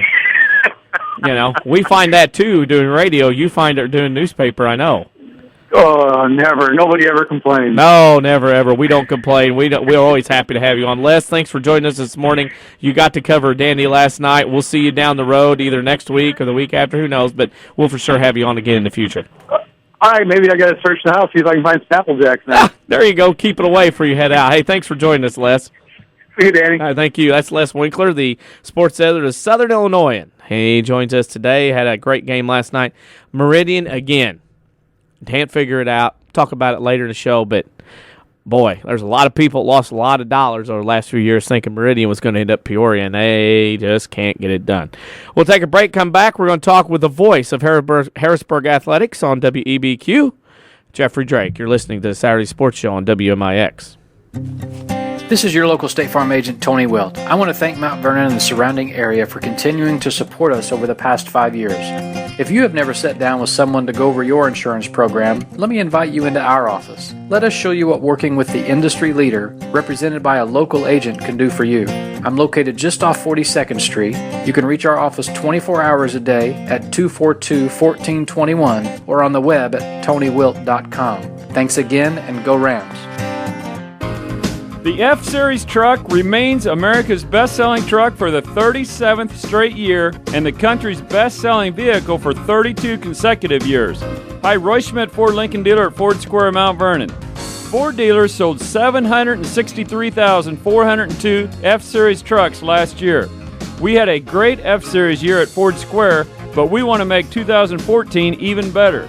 At work or play, Ford F-Series rises above. Year after year, 4 advanced engines, 3 cabs, and 3 box lanes.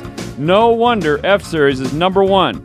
We have an excellent inventory of F-Series at Ford Square and have many more coming in.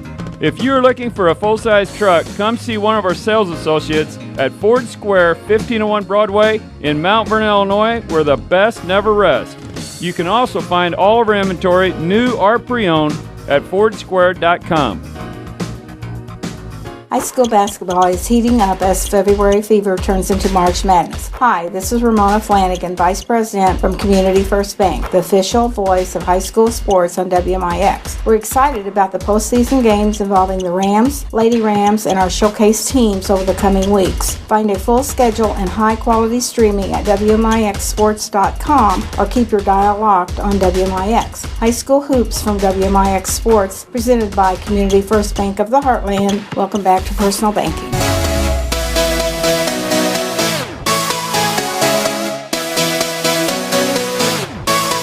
Saturday Sports Show brought to you by Crossroads Community Hospital. It's more than a hospital. It's what healthcare should be. Denny Zerwinski in the studio with Jeff Crow, Chris Hugo, and Mike Richardson on assignment. Joining us now is the voice of Harrisburg Athletics on WEBQ, our sister station, Harrisburg, Mr. Jeffrey Drake. Mr. Drake, I'm sure you're feeling fine and dandy after another regional championship for Harrisburg last night. Good morning, Mr. Zerwinski. It was an interesting game. Harrisburg able to win by 5 in their own regional championship over Benton last night. The teams had split in the regular season. Harrisburg had won big over Benton on Valentine's Day at home, and they had about an 18-point lead in the second half. Benton got as close as 1 down the stretch, had a couple chances to tie in the final seconds, but Bahari Amaya made 4 free throws down the stretch. Harrisburg's won 5 straight regionals, 6 in the last 7 years, and the defending 2A champs are moving on to DeCoin next week, and I think a very wide-open sectional with Carmel and Carterville, and then Harrisburg and Nashville on Wednesday night. When I look at the box scores, and I've talked to you and other people, Harrisburg seems to me like a team that's rode a roller coaster this year of up and downs, wins and losses, players in and out with injury and whatnot. The game last night kind of mirrored that, did it not? With the ups and getting the lead, losing it, getting Benton coming back, and of course Harrisburg pulling out. Did that game kind of mirror how the season's gone for Randy Smith-Peters and his team? That's a pretty fair assessment. Harrisburg's 18-10. They have won 5 in a row. They started off the year really hot. They won the 4th straight Eldorado Holiday Tournament. I think they were at 9-1 at one point. Then they lose Jaron Golden, one of their senior forwards, who's a big leader and a big presence inside, a physical presence, a football player. He was out for 12 games. They lost 7 of 8 at one point without Goldman. He comes back the final 2 weekends. Now they've won 5 in a row. And again, I think the point needs to be made. You don't have the Ropers. You don't have the Smith-Peters. You don't have the Henshaws. A lot of these guys, save for Tabor and Scott and maybe Amaya some, in a reserve role last year as a sophomore. Haven't seen a lot of varsity experience, and there were some ups and downs. Harrisburg's playing well right now. They were fortunate enough to get the win last night, had their own regional at home, and now Wednesday night sectional semi, it's a rematch of the sectional championship last year when Harrisburg beat Nashville. I expect kind of contrasting styles. Nashville kind of big and physical, like to keep it low scoring. I think Harrisburg would like to do the opposite, so I think it would be an interesting test for a couple of coaches that know each other well and have had a lot of success, Brad Weathers and Randy Smith-Peters. Harrisburg and Benton over the years have battled. They've been kind of in that same complex over the years, or met in the sectional, El Dorado a couple of years back. And Ron Weinmiller, Harrisburg's won 5 regionals in a row. Ron Weinmiller's had his team in a regional final 5 seasons in a row.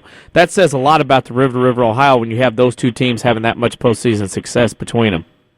Yeah, Harrisburg has ended Benton's year each of the last 3 years. They did it the last 2 years in regional championships, and you mentioned the year before that they did it at the El Dorado sectionals. So Benton even finishing under 500 the last 2 years.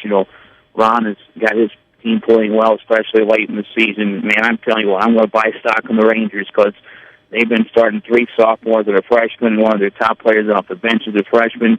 And we all know what their middle school did, winning the Class L championship at Ren Lake a couple weeks ago. Benton's going to be good. They can score. They're good now, and they're going to continue to get better. So, if Harrisburg and Benton want to maybe go different ways in the regional for the next few years, I don't think that would be a bad thing if you're a Bulldog. Harrisburg will go a different way. As you mentioned, they'll go to DuQuoin next week and take on Nashville. Back in the day, these two teams played in super sectionals at Carbondale, and Nashville's had the upper hand. I mean, last year, Harrisburg blew Nashville out in that sectional final. Totally different teams this year in this game. What do you see, and what do you know about the Hornets going into this one? Yeah, they haven't played each other. They don't play each other in the regular season. I think you're talking maybe late 90s when Nashville made a couple trips to state with Darren Lee, and they beat Harrisburg, and I think maybe back-to-back super sectionals at one point. But last year, Harrisburg, they won 2 straight sectionals. They were able to get all the way last year to Peoria and win it. Nashville, I think 23-7, something like that. They're a year more experienced than they were last year. I told you they're probably big. If Harrisburg can make it a higher scoring game, I think the Bulldogs have a chance. They've got to rebound a lot better than they've been rebounding the last couple games. That's kind of been an Achilles heel of Harrisburg, but if Harrisburg can get out and maybe not let Nashville take some of the air out of the ball and make it a half-court game, then give the Bulldogs a chance. I'm really looking forward to both of those sectional semis next week. I think any of the 4 teams you can make a case to be playing at SIU. Mount Carmel and Carterville, we know about their football playoff game that went down to the wire and back and forth in the fall, and they get to play Tuesday, 2 really good athletic programs, and then Harrisburg and Nashville Wednesday. You could flip a coin, and neither of the 4 teams would surprise me if they could come out of there with it. Hey, a team you're familiar with, you've probably done a few of their games on the other side. Obviously, Goreville and Sesser-Valier will play at North City. Crab Orchard I've seen. Gallatin County, a team you've seen. And then, of course, Meridian loses last night. A shock to Meridian loss, but how much of an upset was Crab Orchard beating Gallatin County last night? I think they had split in the regular season. I saw Gallatin beat Crab at the GEC tournament, and the game Crab really got off to a slow start, came back after not shooting the ball well. Actually, after the game last night, Crab Orchard bus stopped at the Eaton Harrisburg, and we had a post-game meal with the Trojans, so they were feeling pretty good about themselves. I think they've lost just a few games, but one of them was to Caro earlier in the year, so they'll get a rematch in that. I know Goreville and Sesser have played a handful of times, so North City's kind of shifted down there without Meridian there, without Woodlawn there. It's kind of wide open, you would think, over in White County, a good venue to host a 1A sectional for sure, but credit Coach Brown and the Trojans. They're marching on. Gallatin had another 20-win season, but that was kind of like a quasi-GEC tournament again with 7 teams all the same conference. And this time, Crab was able to pull it out, and they go on. Final question for you. Busy week coming up with Harrisburg in the sectional. As our social media question of the week, and this week's question is simple. What is your favorite cereal to eat? Oh, Frosted Flakes, hands down. I had some of that this morning. I'm a big Tony the Tiger fan. Wow, that's why you're great. Is that what is going on there? Absolutely. Got to love a little sugar in the morning, and I like to get it soggy. Not a big milk fan. I don't drink the milk out of the bowl, so My wife says I'm kind of wasteful. I dump it out, but I got to go with the frosted flakes. Okay. Hey, good luck next week. We know you do a good job. Hopefully, maybe we'll see you down there at DuQuoin. I'm thinking about getting down there depending on the weather and scheduling and things like that. But have fun next week at Harrisburg, and good luck and all that good stuff. And thanks for joining us this morning. Thanks, Danny. Have a good rest of your weekend. Thank you. That's Jeffrey Drake, voice of the Bulldogs of Harrisburg on WEBQ, a sister station of ours. We'll take a break, come back. We'll have Todd Tripp, the head coach of the Goreville Blackcats, next on the Saturday Sports Show on WMIX. Hi, this is Joe David Cummins, president of Community First Bank. By now you have heard about our new One Checking product. The new One account is a high-interest earning, free checking account designed for everyone. Unlike other banks that pay interest on higher balance, this account pays interest on all balances. From high schoolers to Warren Buffett, One will work for you. You can talk to one of us at 244-3000 and learn about the details. One, exclusively at Community First Bank. You will be one happy customer. Member FDIC. This is Chase Landers with Landers Collision Centers. Imagine this. You're driving down the road. It's dark as can be outside. Thank goodness you just had that left headlight bulb replaced. Otherwise, you wouldn't be able to see a thing. Now, close your eyes. Okay, don't close your eyes. You're supposed to be driving. Imagine noticing a slight twinkle off to the left, just above the ditch. What is that, you think to yourself? All of a sudden, whap! You've just encountered your first deer hit. The left side of your vehicle is beat up pretty bad. The next thing I want you to imagine is very simple. Picking up your phone and dialing 1-888-LANDERS to set up your repair. Deer claims are common, and usually a very simple process, which fall under comprehensive coverage. This is Chase Landers, asking you to allow Landers to be your collision repair shop of choice. Whether it be a deer hit, fender bender, or the regular, uh-oh, sorry mom, Landers is here for you whenever you need us. Big or small, Landers fixes them all. 1-888-LANDERS, that's 1-888-LANDERS. The health of your kidneys has a big impact on your overall health, affecting everything from your blood pressure to your bones. And if you ever have a kidney problem, Dr. Kangura is here to help. Dr. Kangura trained at the Mayo Clinic and specializes in conditions ranging from kidney stones and uncontrolled high blood pressure to chronic kidney disease. Dr. Kangura sees patients at Crossroads Specialty Clinic. For an appointment, call 618-241-9071.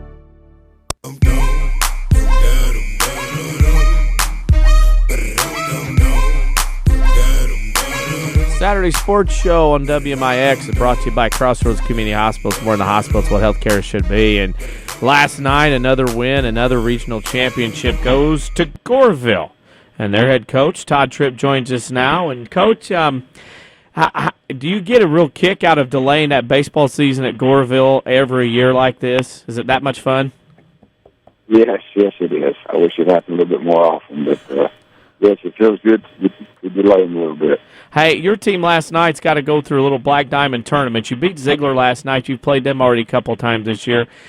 You know, when you're playing somebody familiar, whether it's at home, on the road, whatever, postseason it's especially tough. I mean, the ZR Tornadoes gave you a fit last night, but your team managed to get ahead and get a win last night at home. Yeah, we knew that going in.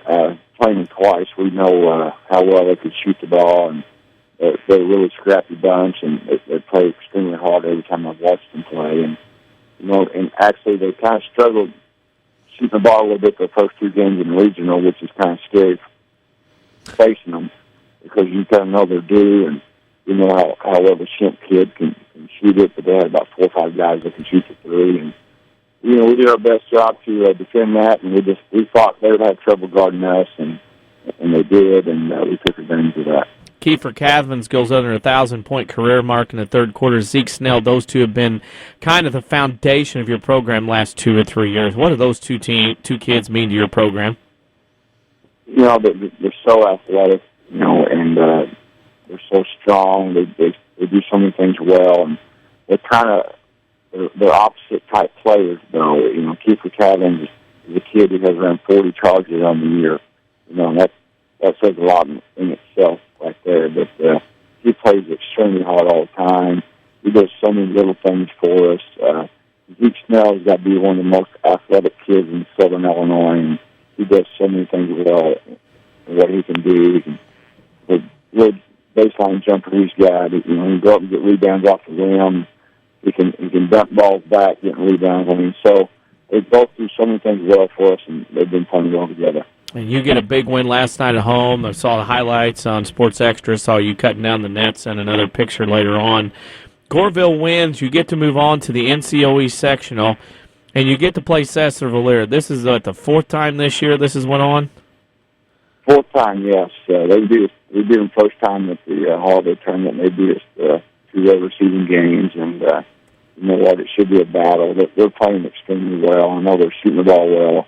Another team that plays hard all the time. And, you know, this type of year, everybody's going to play hard, I know, but they've always played hard all season.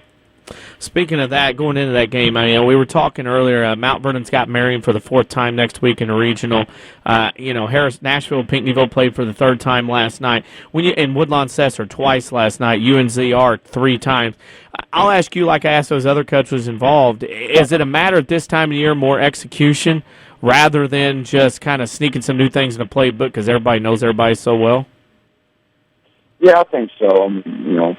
We do know each other really well, and we might probably learn a couple things that I haven't seen, and I'm sure they are too. But our kids, we focus on what the tendencies are, what they like to do, and try to talk about that a little bit. And it's just about you got to make shots, and that's the key. If you get open looks, and you still got to knock it down, and that's what they've been doing. And that's what we've been doing too. So you just hope you can make some shots and make sure there's no second chance shots for them. So that's key for us.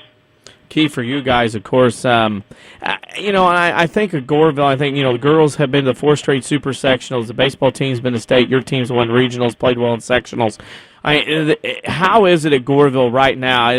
Are the fans as jacked as they've been in the past for things, or is that okay? Now the big time starting, we're going to the sectional. How do your fans react when this goes on?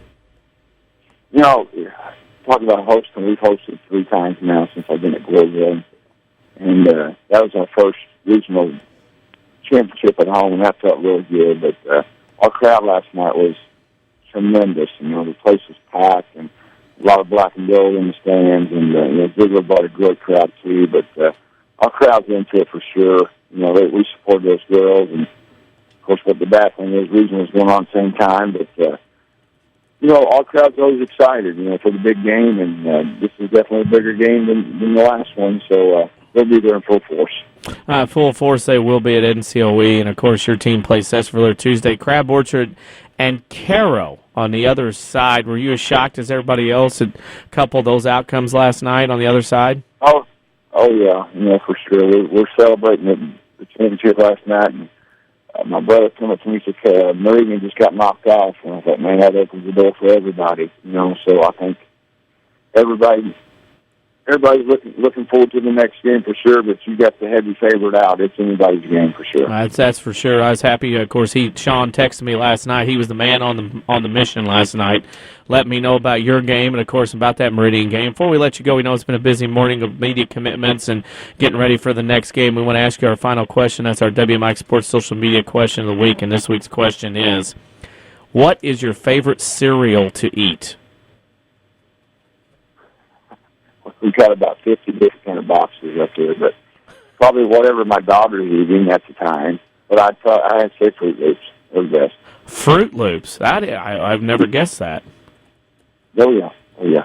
Oh, that's a different answer. Yeah.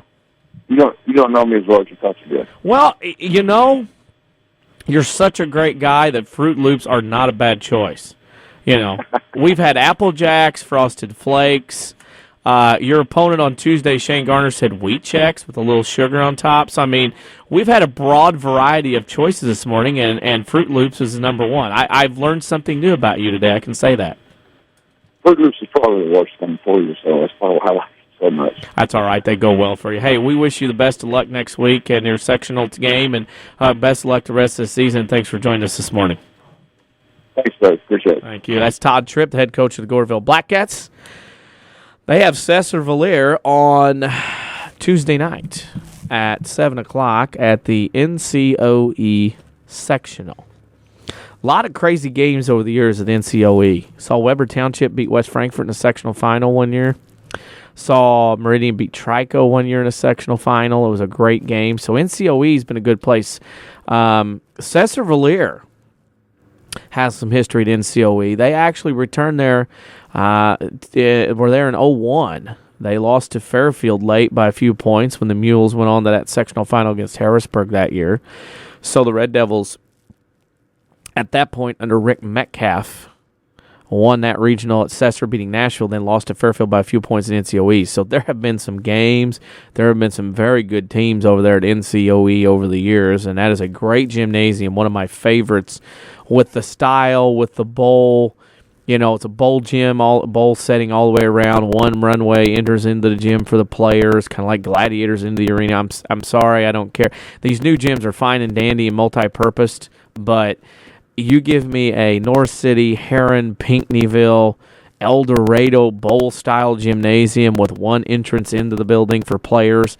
There is something unique and different about that I think with the newer gyms being multi-purposed that have lost a little luster, a little flavor, because those gyms and those bowl gyms, there's just something about those gyms, and I think that's pretty cool.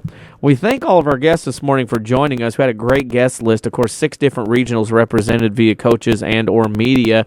And, of course, we had Scott Gamber on first. His team, Mount Vernon Rams, against Centralia last night, lost 47-46. Then we had Shane Garner from Sesser-Valier, Brad Weathers from Nashville, Bob Bowser, the voice of Mount Carmel Athletics on WYNG, our sister station in Mount Carmel, Les Winkler, the sports editor of the Southern, who covered the Carroll Meridian game last night, Jeffrey Drake, who covers Harrisburg Athletics on our sister station, WEBQ in Harrisburg, and then Todd Tripp of the Goreville Blackcats. Pretty good run of teams, run of coaches and media that we got talked to last night, 6 different regions, and, of course, that regular season game as well. We want to remind you of our coverage this week. Right now on WMIX will be Tuesday night, weather permitting, at the Heron Regional. That game is scheduled to start at 8 o'clock between Mount Vernon and Marion. However, that is true. Got a text in. Jake Stewart, who has been on this show, he's the Harrisburg girls coach. He was on that Harrisburg team that beat Fairfield NCOE. And that was right. He did make those free throws down the stretch. Yeah. Jake Stewart, I remember that now. I was there at that game.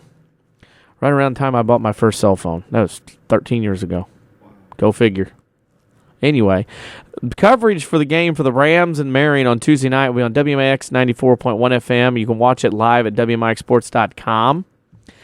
Now, what we have noticed this week and in previous weeks of postseason girls-wise, these nights where there are 2 games at 6 and 8 o'clock, and here I go again on my soapbox for the 3rd time today, there is no 3-point contest anymore except on the last night of regional finals. They start them at 5:30. When you have 2 games on the same night at a facility, unless you're going to run the first crowd out, bring them back in, make them pay for the second one, let's go to 6 and 7:30 starts. There's no use having it. So if you're a Rams fan and going to listen or watch the game or go to Heron, just understand that starting time 8 o'clock does not mean 8 o'clock. What will happen is, and we've seen it at Wayne City, we've seen it at Massac County, we've seen it at Christopher. Just because it says 8 o'clock does not mean it'll start. It could start at 7:30, 7:40, 7:45. My advice to you, if you're going to go to Heron for the game Tuesday or watch it at WMIXsports.com or listen to it on 94.1 FM, is to get there a little early because they're going to try to start it. Of course, again, I thank all the athletic directors, administrators, and coaches who will be working feverishly this week on scheduling if the winter weather arrives and gives us what everybody is thinking we're going to get. I appreciate, and we at WMIX Sports appreciate all the hard work that they do for scheduling games. Remember, you can follow us on Twitter at WMIX Sports. We are tweeting and retweeting and doing things all the time. As we are putting up that information, we retweet all the time. Of course, Cardinal baseball is going to start here over the weekend. Just remember, winter's coming in, but spring's right at your radio here on WMIX with Cardinal baseball. Cub fans, you can listen to our sister station, WYNG-FM 98.9. If it gets cold and icy, you want some baseball, listen to those 2 stations for Cardinals and the Cubs. You know, it is that time of year. Also, go to Facebook.com/WMIX Sports, where we have our social media question of the week. What is your favorite cereal? Mine, as I told Scott Gamber early in the show, I'm kind of debating between Lucky Charms and Fruity Pebbles. However, lately, Honey Nut Cheerios and frosted blueberry mini wheats are coming into the foray lately. It's kind of a phase, but you can't ever go wrong with Lucky Charms and Fruity Pebbles. Go to Facebook.com/WMIX Sports. That's your way to answer that social media question. Give us a like as well. We have all kinds of things on there with some pictures during the week from the games that we do. We also have a picture of the regional champion Sesser-Valier Red Devils last night receiving their plaque. You might be able to see us in the background, actually. That's at Facebook.com/WMIX Sports. For Avery Barton today, the executive producer for Jeff Crow, I'm Denny Zerwinski. For Chris Hugo and Mike Richards away on assignment. Thank you for listening to Saturday Sports Show. We'll be back next week, same time, same place. NBC News starts now.